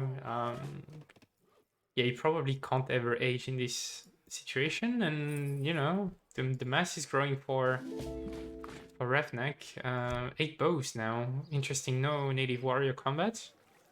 He's gonna diversify his composition. Minuteman Call is a bit weird as well. Build 24 of those guys now. That's insane. Oh, And he's just, look at those. Oh, +6, +6, +6 popping up everywhere. And a few +9s where it hits the crossbows. God. yeah, that volley was ridiculous. But good cover mode usage by Kaiser. Yeah, that's necessary. Otherwise, he would have been out of the game by long already. Or by far. Even in cover mode, they get wrecked. And guys in chat asking if Kaiser knows export. And he does. He's actually coming through with the British expedition right now. So 6 musketeers upgraded to H3 level, basically. Should be able to help you quite a lot. Ooh, 8 crossbows as well. Looking a bit tough for Kaiserklein here. He's got 7 step, but they're not gonna be super helpful. Yeah, nothing right there is going to be super helpful, it feels like, because he's just in a situation where he can't take the fight. Not at all, and it's not going to get any better. He's using the redcoats to tank and DPS the infantry, and yeah, good Minuteman pop as well. Nice work. He's trying to snare the army, but yeah, Revnak can just pull away. Yeah, and France, of course, has a good enough economy behind this to just keep up pushing those conquistadors one by one. Yeah. And oh, Steppy popping behind the enemy lines, but the conquistadors have ×3 damage against them, so they're gonna get wrecked very fast. Oh, look at that, man. Yeah, that's just ridiculous. Because now the conquistadors have the combat card on them as well, so 250 HP almost, 23 attack with one ranged area of effect, so that is just... I don't think Kaiser can come back into this. He's got a good flank with some pikes, and he's got the Steppy on the crossbows, but yeah, conquistadors are gonna fall away.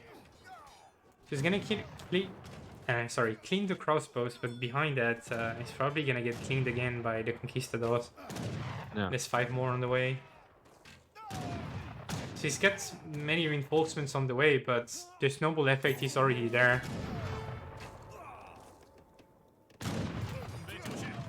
Oh my god, that's funny. Oh, yeah.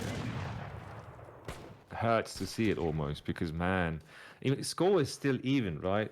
But I feel like those conquistadors just completely underscore their value in comparison to their actual capabilities. Yeah, and I mean, the only upgrade China has, and yeah, we have to keep in mind that every time a batch pop from this War Academy, it most likely gets cleaned up or picked up on the way. And that's expensive stuff. Yeah, exactly. Oh, the second HP card comes in, so that's now what? A total of 45 HP and 25% damage, so 261 HP and 25. That thing is, oh, brutal right now. Yeah, for sure. And Revnak is doing the exact same thing he did against top tier. You don't want to let China remass at all, so yeah, you... Yeah, sorry? Sorry. I just wanted to ask if Opti played China on this map as well. Yeah. Right. Yeah, I can imagine how that felt. Yeah, I mean, Opti was getting cleaned up every 30 seconds. And idled all the time as well. Look at it, Revnak knows he's winning this, and he's not even microing. He just, leaves his unit there to be melee slaughtered by the redcoats and doesn't care for it, because he doesn't need to. 5 more reinforcing units, and they're just going to take care of everything. It's so hard. 17 conquistadors. You could have 8 more of them. Yeah, Kaiser is sending Chukunu HP now, plus 20%, which is nice for sure, but... Well, that's good positioning for the pikes, but yeah, all the Chukunus are gonna get wrecked again. Oh, good pop with the pikes as well. And the Chukunus will tank a bit more. Yeah, but it's, 115 HP still, so... And now these guns have 160 HP. Oh. Yeah, Chukunus won't ever kill them anymore. Yeah, that just honestly feels a bit terrible to see this. Not that I'm not saying that Revnak didn't play this well and really managed to get out the goon numbers that he needed and so on and so forth. And especially this back and forth between the 2 trading posts was pretty impressive. But at the same time, man, just one unit compositions should just not be a thing, in my opinion. Yeah, I mean, I don't know when was the turning point for this game. Like I feel like Kaiser had a good counter build early on. Got the TP down. They didn't take that bad of trades, but he kind of allowed Revnak to get the top trading post, and things kind of went downhill from here. I feel like it was this very second where he was not able to take control of at least one of those. Mm-hmm. So where he was not able to contest those anymore when his enemy had 2 facilities to pump out units and also had the building limit of 24, that was when it snowballed. Because everything else you can deal with if he has just one trading post, but two, you can't really deal with that. Yeah, I mean, it's not that scary early on because France can't afford double batch of 5 from both TPs with their early eco. But yeah, if it gets to like 10 minutes and France control both net TP, then yeah, you're in trouble. Well, that was game 4. And by the way, just pointing out, we've got 260 players, viewers at this moment. So really glad to have you guys at this early hour while Revnak himself is streaming with 70 players. So we've got over 300 people watching AO3 right now. That's how Friday afternoon should be, or Friday noon at least. Yeah, for sure. Yeah, I mean, definitely happy to see that. Hope you guys are enjoying the game so far.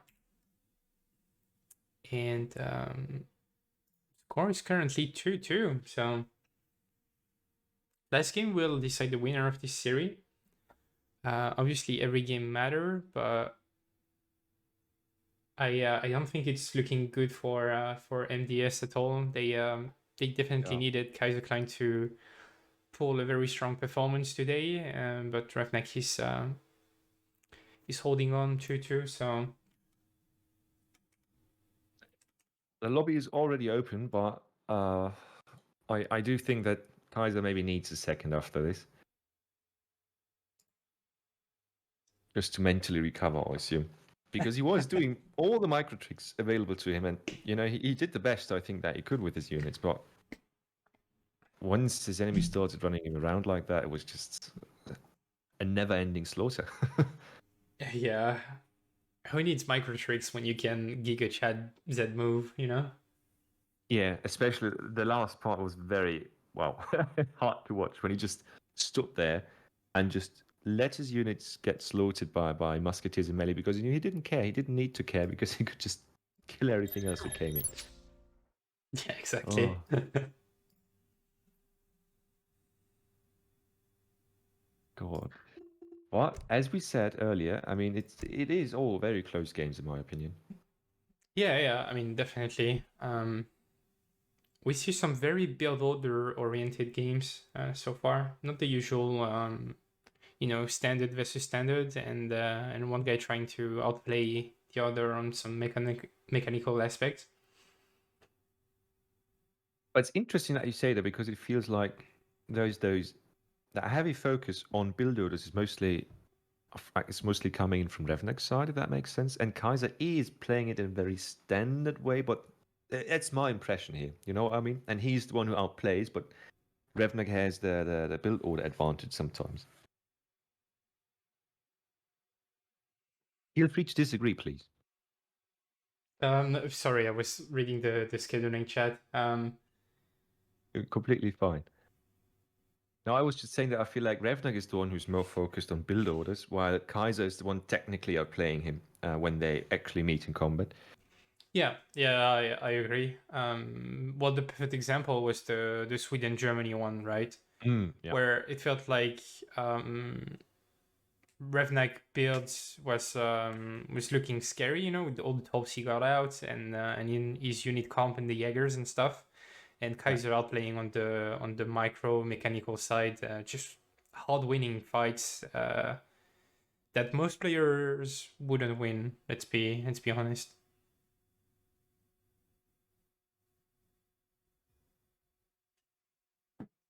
Yeah, this is now. What's the last map at basically? Because I don't know that actually. It's gonna be Nile Valley, Nile Valley. I'm not sure how you nice. pronounce that. Yeah, me neither. I don't ask the Austrian fella.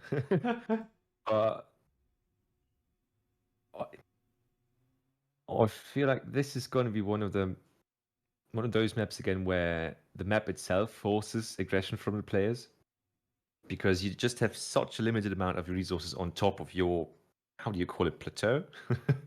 Yeah, I mean, it's a good auto map for like trading post, control, also Berbers. native TP are very strong for both the units and the villagers that you can train. It's also a good hero map. I mean, Haudenosaunee. The few civs are like pretty good on this map, I feel like. Yeah, I recently had a game there against Harrison by any chance, and it was also for Malta. It's also interesting because if they have a lot of options there, and we might actually see Malta from Kaiserklein because that's his one DE save that he enjoys. I feel like, or that he at least plays. Yeah, I'm not sure if Malta is very strong on that specific map, but yeah, definitely a civ that Kaiser is comfortable with, so we might see that. Yeah, depending on matchup, what I was thinking about is that a Maltese. Please don't hate me for suggesting that, but a Maltese double X rush, this basic, bow pike bread and butter for them, can just contain at least the enemy on that plateau and then slowly starve them. Because if they can't get off it, well, there's not a lot of resources there. So that's at least my idea. Yeah, that is very true. Actually, you don't have that many hunts on this early game, and yeah, map expansion is definitely something to be aware of.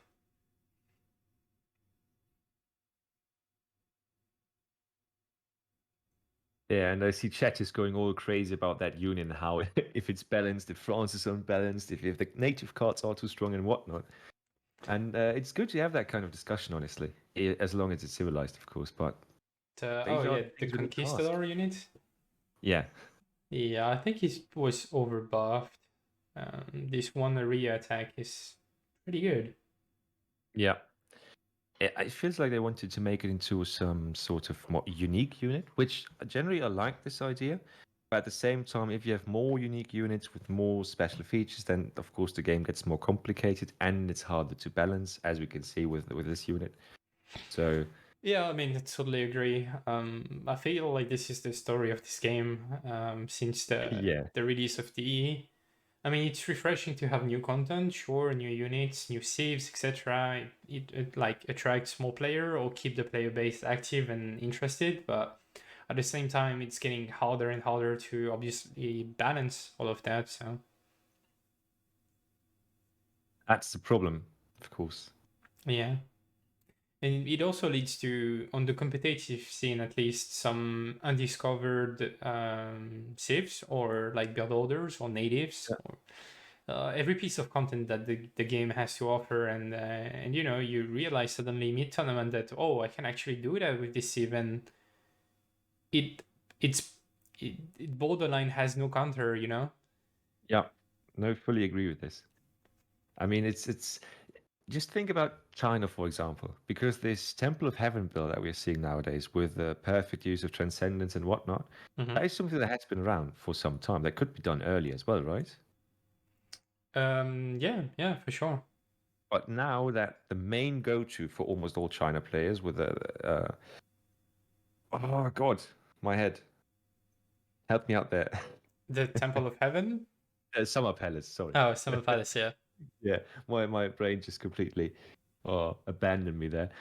Now that the Summer Palace has been nerfed, people are slowly figuring out that, hey, there's this thing that has been going on for quite some time and can be really, really strong if you use it right, especially with Chinese Cav. Oh, I'm just going to play this. And now people are complaining about the BO sometimes. And that's just, I see why it happens because community is not big enough to explore all options immediately. But at the same time, as you said, it can be quite disruptive to game balance and flow if things are found out ages after they've been implemented. Okay, and looks like we get the last matchup being decided right now, and we will see Revnak playing as Ottoman and Kaiserklein playing as Dutch.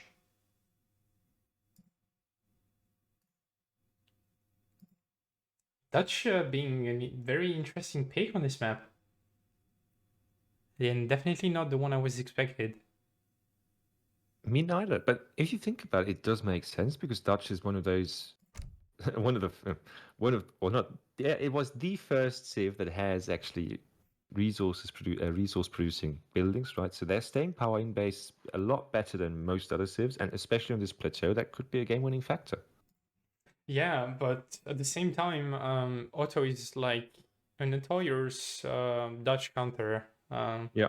The old school style of like Auto FF or Auto Tower FF even.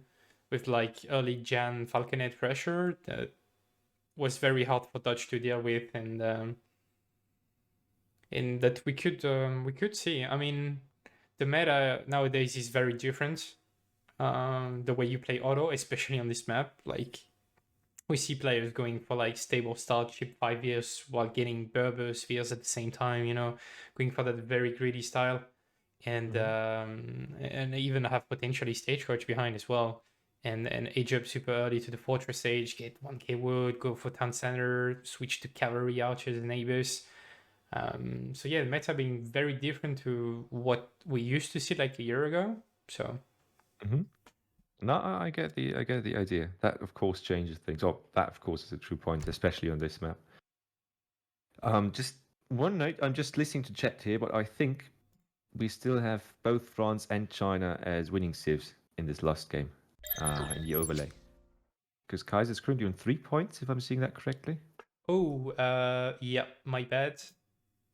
Oh, there we go, removed. Currently 2-2, and we're gonna move into game number 5 now. So this is going to be an uphill battle just from the civ choice for Kaiser.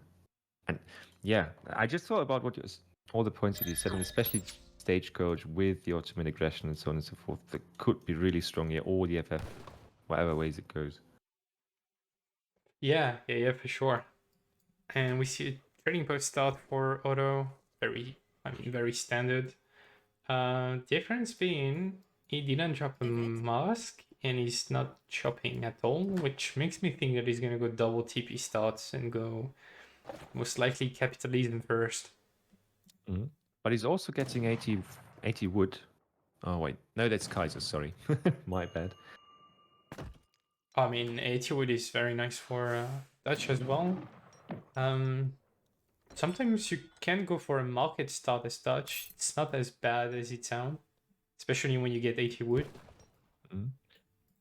I guess he's just not going to get it because of because it does slow him down with the bank building in the transition. So maybe he's just adding on top of that wood reserve to get his bank out even faster.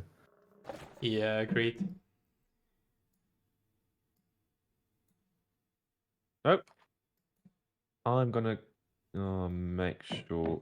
Yeah, I'm gonna take care of the predictions. Sorry, guys. Oh, thanks a lot. And yeah, capitalism being the first shipment for Revnak here, he's picking up some small treasures as well.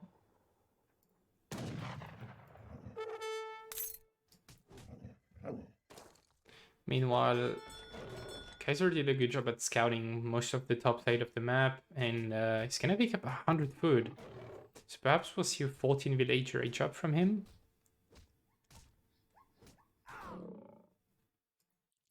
Maybe not, he doesn't have quite the food for that. Yeah, that'd be 700. Close call. But yeah, decided not to go for it. But honestly, if this is the build that we've been talking about before, right? So there's Dele Semi, which is still god awful fast with 2 TPs. This is probably one of the best builds they can do against Dutch, because that basically just slows them down in their boom and in their own economic growth, and at the same time, it doesn't really slow down Revnak at all if it's done right. Yeah, for sure. And you get some extra eco out of it because of 5 waves, and you apply some pressure as well. But okay, he's going for 3 waves as well now. Interesting. He's got native treaties in deck as well, but I very highly doubt that he goes for them. Native treat. Wait a second. Well, I mean, we've got the Sufi Mosque with a Quizelbash, which is a strong unit, and the Berbers on the other side. Yeah. I don't know, man.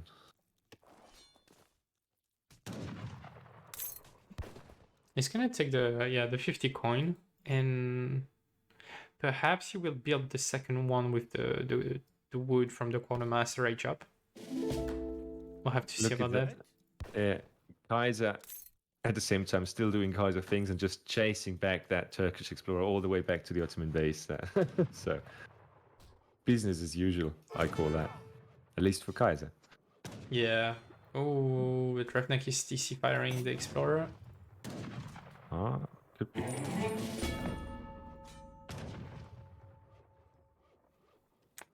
Okay. He's actually going to go for that native build, isn't he? Didn't drop it yet. I mean, he did in the north, so almost at least. And that, again, the HP from the age up just saves his ass. Yeah, so no, he's going for stagecoach with the wood from the H-up, which makes sense. I guess he probably needs a house if he wants to train Vils, but no, he's training Berber camels instead.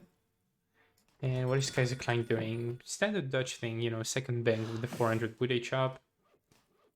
700 wood is first shipment, so Yeah, gathering exclusively food, so once you get your 700 wood, you drop a third bank ASAP. And you stop thinking about the military buildings you're gonna do after that, you know, market as well.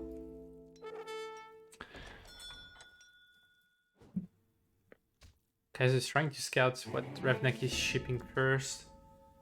But he went for 5 years, so kind of hard to scout. yeah, Scout that. won't find that out easily. Yeah. And he's going to lose the envoy there, so nice. And also without seeing the Berber camels, those units, also one of those, the E editions, an interesting unit. Basically a melee goon, if I put that right.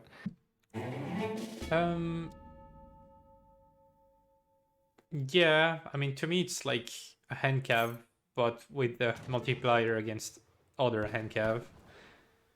And it's also not counted as heavy cav as far as I know. So it's not counted by goons, but only by skirms, which is interesting. Against Dutch, especially because they can actually have skirms H2. So I think let's see how this plays out. They have both tags, actually. Hand cavalry and light range cavalry, which is the goon tag. Is hand cavalry the one that I thought it was heavy cav, but let's not. I'm not going to debate you on that. That's not. Yeah, I mean yeah, it's kind of confusing. I agree.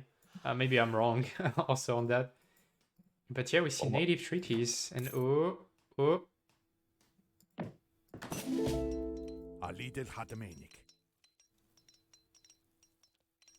What did I miss? No, okay. For a second, I thought that he would. I mean, that Revnak native treaty timing was slightly off, but no, you still get them even if your trading post is not fully built.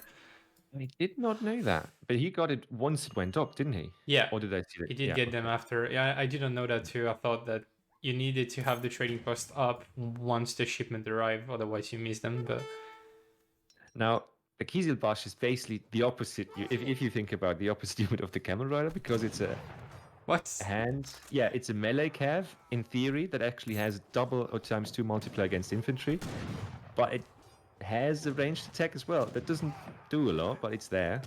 So it's really weird to deal with this unit.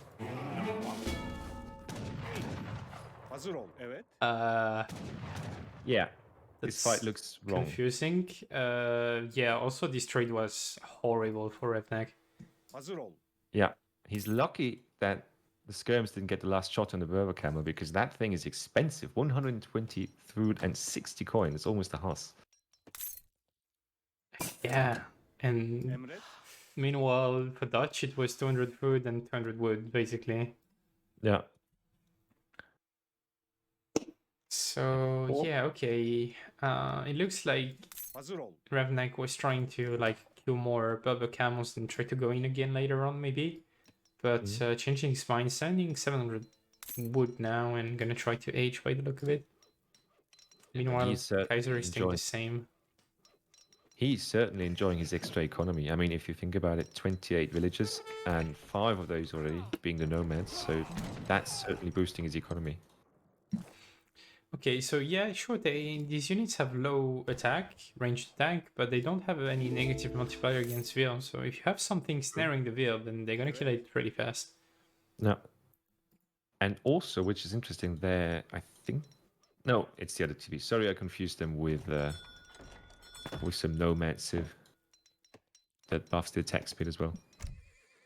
Those guys actually get quite menacing, especially with their ×2 multiplier, because you can always send them into melee in the right situation. And if they're not in melee, they still tank a lot of damage, especially from skirm. So yeah, we had a question from Minimunt. Does Kaiser have Bosniaks in deck? No, he doesn't. He's got Swiss spikes, but he's got 3 house though. For all my 3 house enjoyers. I know there are plenty of them. Yeah, chat is full of them apparently.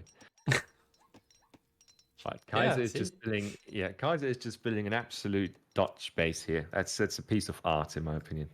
Yeah, good luck to push into this with any MIDI units. Yeah, they're not going through. And Skirmisher Reuters being the unit of choice of Kaiser, which is the safest composition you can go for. Ali Fortress, and we see Revnak going for a town center, trying to secure his trading post and secure some additional resources as well. I really hope that Kaiser knows his unit composition here, because those Berber camels, right? They can actually fight rather well. Oh yeah, against, they can destroy Reuters if they get into Yeah. melee, and oh, Minutemen and 6 shipment could be very scary here. Yeah, that might be a catch out of hell if that. Oh happens. god.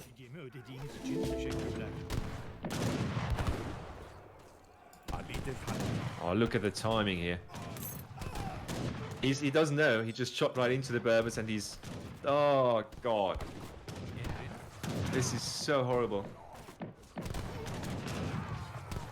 Yeah, and all the Dutch army is gonna get cleaned up. Well, to be fair, he killed most of the Abus and the Berber camels as well, but oh yeah, these guys have a multiplier in melee. So they're gonna destroy skirms, okay. Yeah, they're just going to destroy everything here. But at least, yeah, look at this lance attack. There you go. Wonderful H3 push. Yeah, actually, getting I'm absolutely surprised. wrecked by H2 units, by the way. Yeah. All of them were H2, yeah. Yeah. So these guys have multiplier in melee against infantry as well. Against heavy infantry only, okay, never mind. No. Wait, which ones are you talking about? The Ottoman Minutemen, Bashibozuk. Oh yeah. At least that happened, because if they had multipliers against all infantry, I think that Kaiser's army would not have made it out of there alive. The 5 guys who did, I mean. Yeah. And meanwhile, behind that, Revnak is sitting on 36 Veils, 2 TP Stagecoach, now adding a 3rd town center, which is the position you want to be in as auto for sure. And Kaiser followed that up with 1,000 wood, I assume. Yeah. Now straining cannons and heading his last bank. I'm not a fan of the cannons, but let's see what they can do, because most of the army that Revnak has is Cav, at least some sort of Cav. Yeah. So are we gonna see a repeat of the Colorado game where Kaiser tries to falconet the TC and then there's 2 TC, so you can't actually kill them? Well, there's no walls yet, so he has an advantage. What are you talking about? I see walls being built up over here.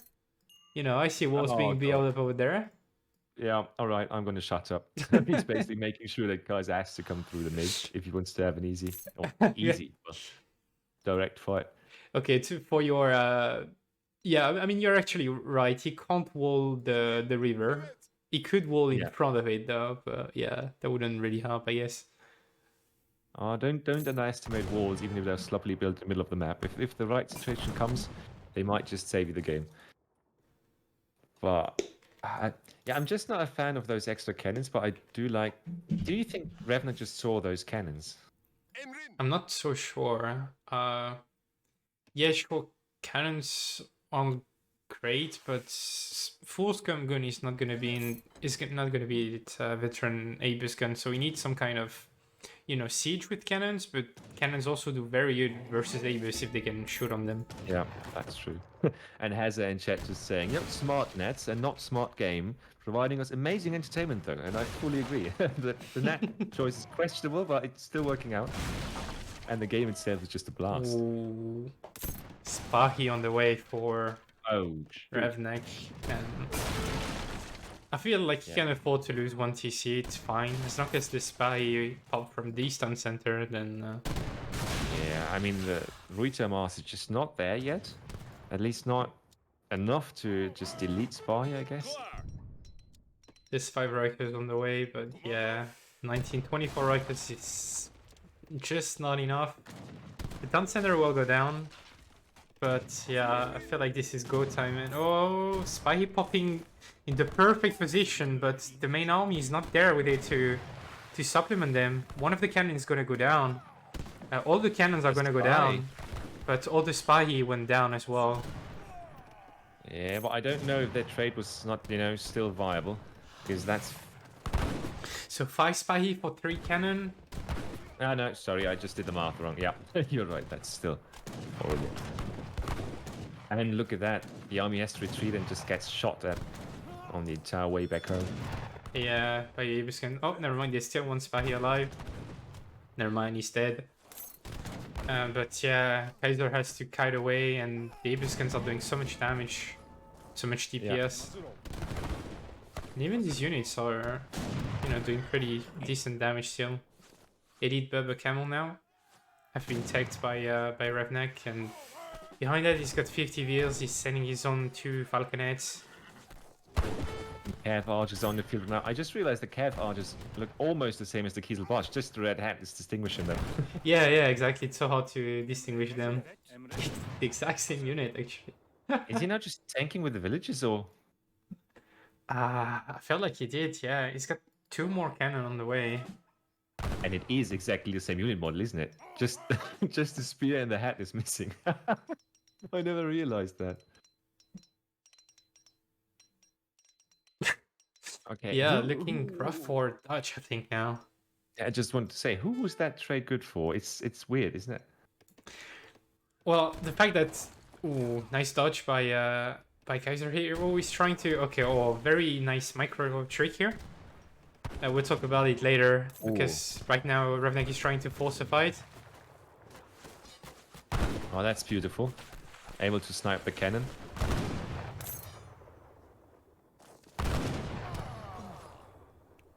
Yeah, another... Oh, this is such a weird fight still. Probably an even trade, but yeah, now you have veteran Abus against skirmishers and double foundry Abus, 51 wheels for Revnak.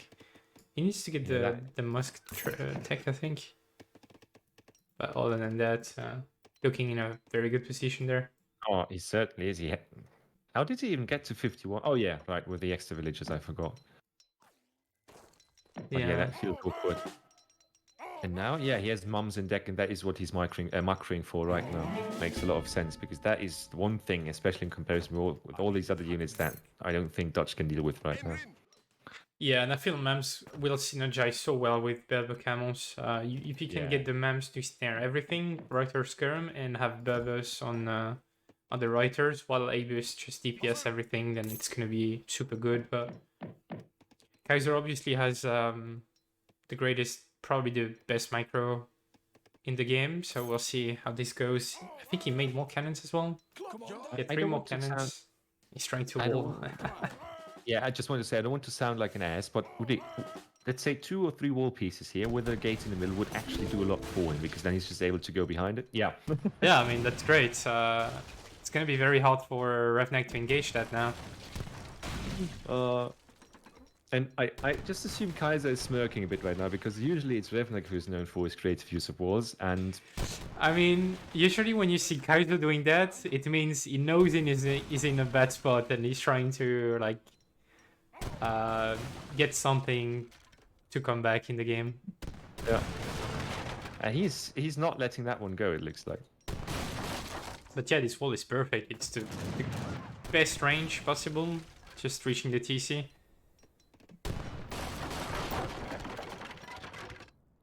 So Tansaner is gonna go down. Yeah. We see Colves being trained by Revnak, taking it slow. He knows he's not on the timer at all. His army is super strong, and he's got 54 views. Kaiser is on 43 plus the banks, and Revnak got 2 TP. So I think it's roughly equal. Kaiser's trying to go for a raid, but it's walled, so he cannot. We see the counter wall. Yeah, counter wall. If you can't siege the wall, just build one yourself. If you lose your wheels, who cares? They're free. I'm playing auto. You sure about that? I mean, it's never nice to lose wheels, but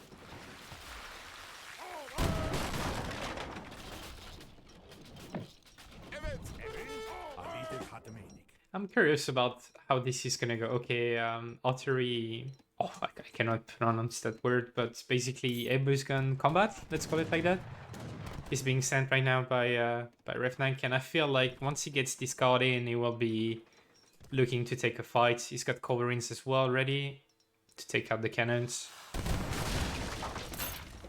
And I mean, just look at the Avis there. I mean, we are talking about Dodge skirmishes, of course, which are probably the strongest, or one of the strongest H3 skirms in the game, but against Arbus is still hard fight. Oh, nice split from Revnak as well, killing all the cannons, and now the mems are coming.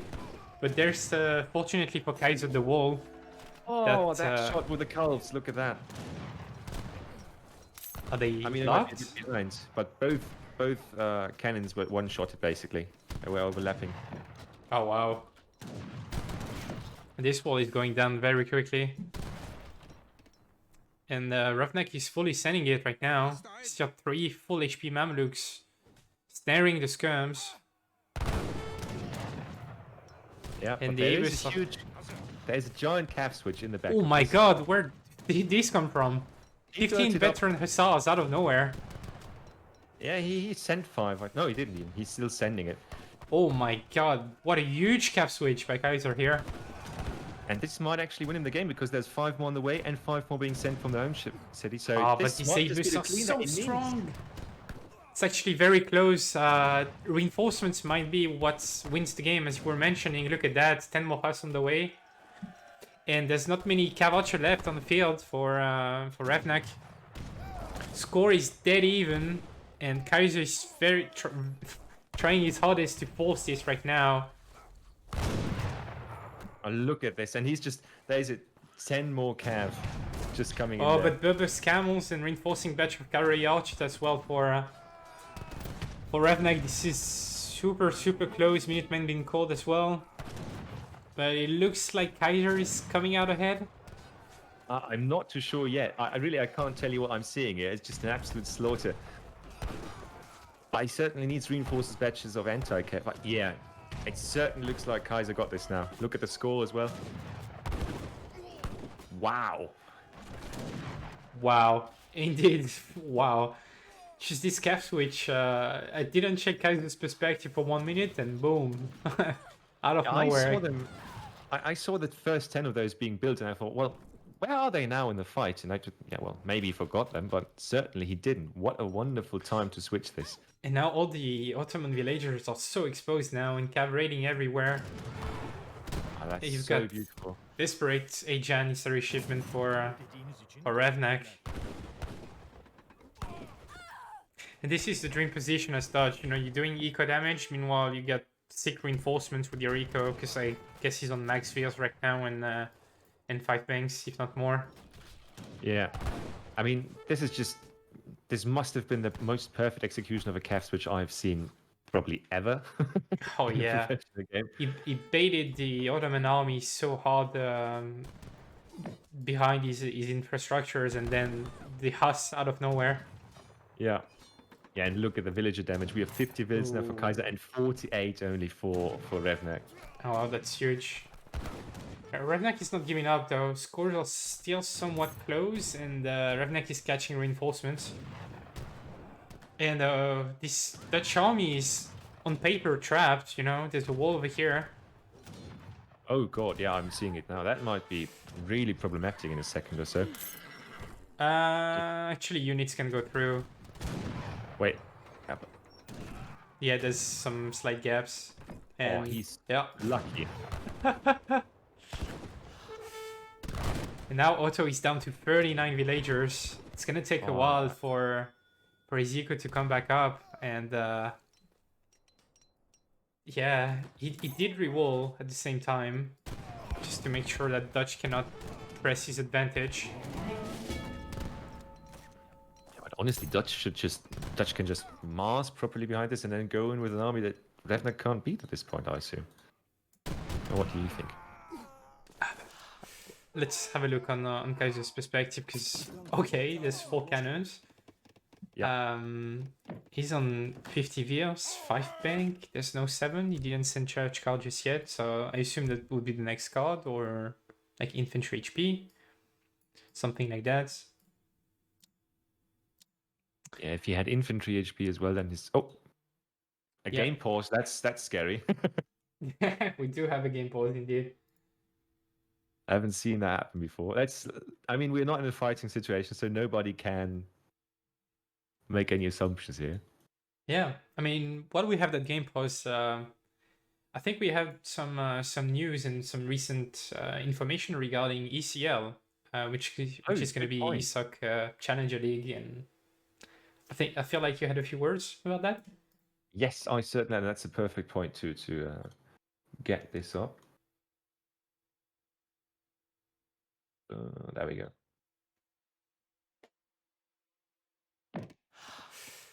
Namely, this is basically the next big thing that's coming up after the EPL, of course, and it's the second season already of the ESOC Challengers League. All right, it's basically similar to EPL, but it's just one tier lower than that. Team-based tournament where 14 managers draft from a squad, so the same thing there, right? And then we just have this 3 weeks round of a robin style, more or less competition to make it into the playoffs, where the two best teams then face off to determine this year's reigning champs, right? So it's very similar to this system, and just from the perspective-wise, it's a bit turned down. And you need at least a minimum of 6 players, with 5 players, of course, on the main roster, and then you can have one substitute. So that's how this thing is played. Right. So kind of like the current EPL format. I believe signups are already open, and if you want to know more about that, you can feel free to check on ESOC website.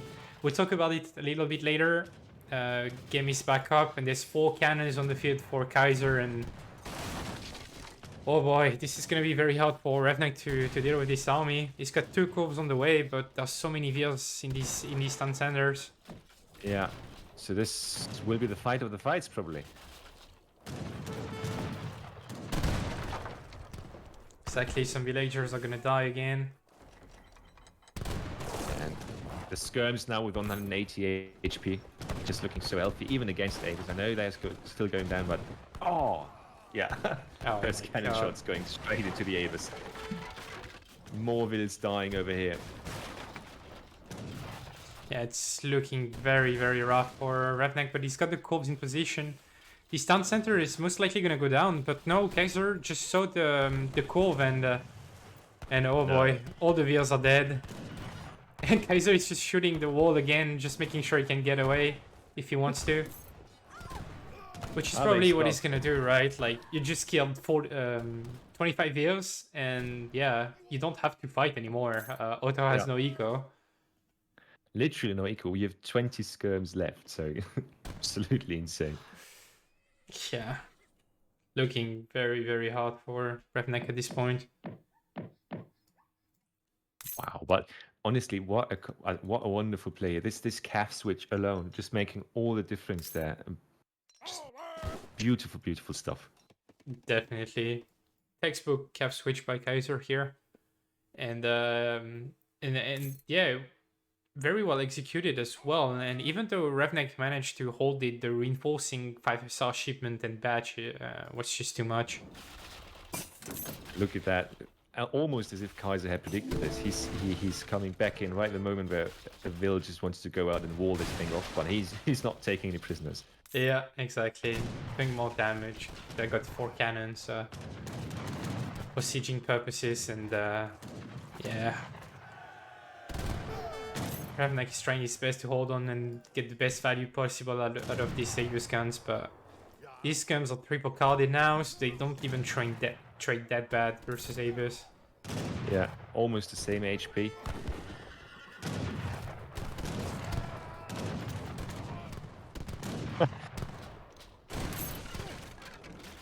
Yeah, but Kaiser playing that as carefully as possible. Yeah, that's also a beautiful thing. Although he must feel like he's winning already. Oh yeah, for He's sure. just not, he's still playing it safe, and not in a, not in a boring way, but rather in a very competitive way. He's not throwing this game at this point. He's just playing it as clean as can be. Yeah, for sure. He sent the church card as well, so I assume he's on. He didn't go for the bank tech just yet, but should be getting it anytime soon now. No. Revnak catching reinforcements. Yeah, well, I don't know if that trade. Yeah, I mean, look at the scores now. Yeah. Wow. And he's look at just these taking- reinforcements. Yeah. I mean, the reinforcements, it looks like, I think they even traded well, although they got caught out by the Avis. Ah, Morbius dead. did you just see that? I also thought he was going to shoot into the scum master, into the Avis. All right. Yeah, and more vills. Don't forget, at this point, those three villages, that's probably more than 10% of Revnak's entire economy. So, Oh, the auto 10% eco meme is back. But yeah, I mean, what do you do as auto at this point? I feel like as Dutch, you could just cancel these units and go industrial. Get more banks. I don't know. Everything is possible at this point. yeah. He's I mean, working on the he's- banks. Ja. Yeah, how many do we have now from Kaiser? 5 still. But yeah, Got the bank, 7. Yeah. bank card is now coming up, so. Yeah. Yeah, you know, we're building banks over here. Casually, frontline banks. Who doesn't know that?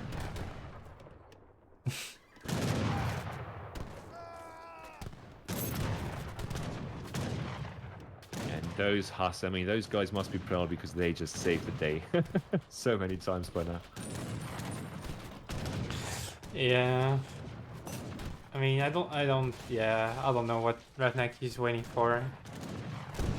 I just feel like he wants to turtle hard and, just take the resources in the north if there are any, but honestly, there's just not a lot of stuff left for him.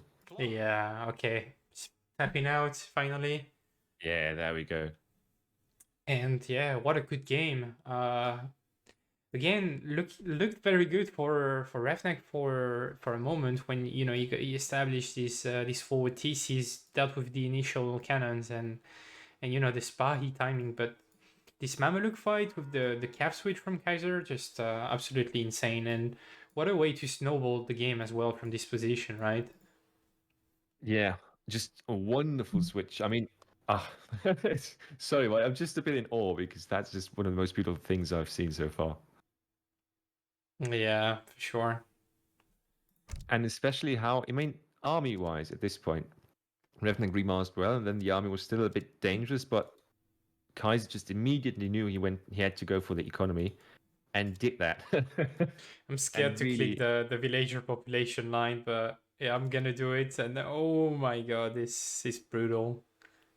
Oh god, yeah. 25 years, another 25, and yeah. If you try to turn that around, that even looks healthier than you would otherwise, I feel like. So just look at it like upside down. I mean, wow.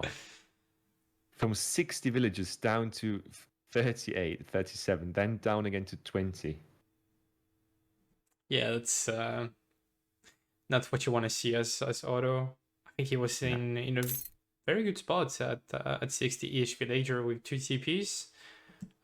Dutch probably had the same eco with 5 banks, but yeah. But just take the time and look at the military population count. That is even more telling because yeah, exactly. Look at that fight.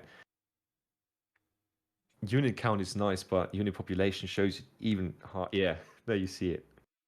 Yeah, it's Huge advantage. usually First fight. prefer unit count because all the auto units cost 2 pop. No. And in terms of count, actually Kaiser's army was bigger, but obviously weaker because Reuters are 1 pop and stuff like that. If you can basically perfectly see where that catch happened if you look at it, can't you? Because you have that fight before where Kaiser drops about 15 units, and then you have the same fight with a cav in it, and that completely demolishes Revnak. I'm running out of really, baguette. really beautiful stuff. I need more baguette. Fuck me. Need more baguette, indeed. Maybe I'm gonna go out later to buy And more. just saying, in chat, we've got 280 of you crazy people right now here, sitting in front of their PCs, their phones, their tablets, whatever, and having a blast with us. Quite glad to be able to cast this with you here. It's really just a blast to be able to provide this kind of entertainment. Yeah, I mean, Exploring the backside. Wow. this series just like gave everything we expected from it. Very close series, and yeah, it was very fun to cast it. Obviously, This I like a lot. So that is a 3-2 in our books. Still not exactly what the MDS, the Mandarin Duck Squad, needed. But I think Revnak can be happy with the points he took away from this. Yeah, for sure. I mean, losing a series never nice, obviously, but taking 2 games out of Kaiser, not a lot of players in this game can do it. So, and in terms of points overall, obviously it's a good trade, I think, for CMC. No. So before we call it a day, do you want to like talk a bit more about the ESOC Challenger League that will come after the Premier League? Certainly. Since now we actually are done with the games, let's take real time to dip into that. So as we said, from the system-wise, it's basically very much the same as the EPL itself, but it's aimed at, well, you guys, at the casual players, at least from, let's say, from the step close behind the real pros and going down to intermediary level. That's what the ESOC Challengers League is basically aiming at. So a more casual approach, but of course not 1,000 elo casual at the same time, I'd say. Yeah, I mean, obviously, it's also aimed for people that signed up for EPL but were undrafted. Because, obviously, the slots are very restricted as we can only have like between 20 and 25 players, if I remember correctly. So, so yeah, if you're looking to play some ESOC tournaments and consider applying for ESOC Challenger League, I think signups are open on ESOC website. I'm going to quickly post the link in chat as well. There you go. So you guys can have a look at that. And yeah, well, I mean, one thing that is sure, of course, is that players from EPL are not allowed back in here again, because then we would just have the EPL all over again, which would be fun, but it's not what we want here for the ESOC Challengers League, of course. Yeah, for sure. Looks like it got censored, so yeah, I'm gonna paste it as well and ping it so you guys can have a look. And yeah, I mean, I think that's gonna be it for us for today. That's certainly it from us for today. Yeah, thanks to all of you guys for tuning in and watching with us. I mean, that was certainly one of a few of those, especially the last game, but also I think Game 3, Germany versus Sweden. One of the best matches that we've seen in this entire event, I'd say, just from my personal perspective. For sure. Just for your information, guys, tomorrow at 16 GMT, we'll see Milo playing against Optimus, followed by Julian K playing versus Minimolt.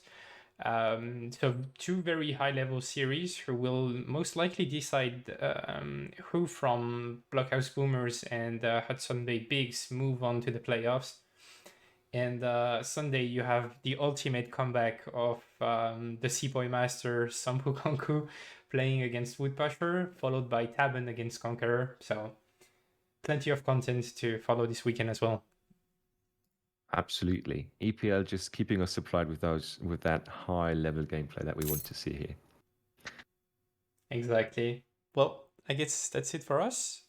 Yeah, So, I'm going to do a raid, I'd say, at the end, because we don't want to send you guys out into the afternoon without having proper gameplay at hand, right? obviously. And yeah, huge thanks to you as well, Gigs, for letting me cast with you. It was a blast, really enjoyable. Yeah, same for me. Thanks a lot. So, who do we prefer? We've got Timojin and Eloise Maloney. Yeah, that's a good question. It's a good question. I really like Mustache Man, but he seems to be AFK right now.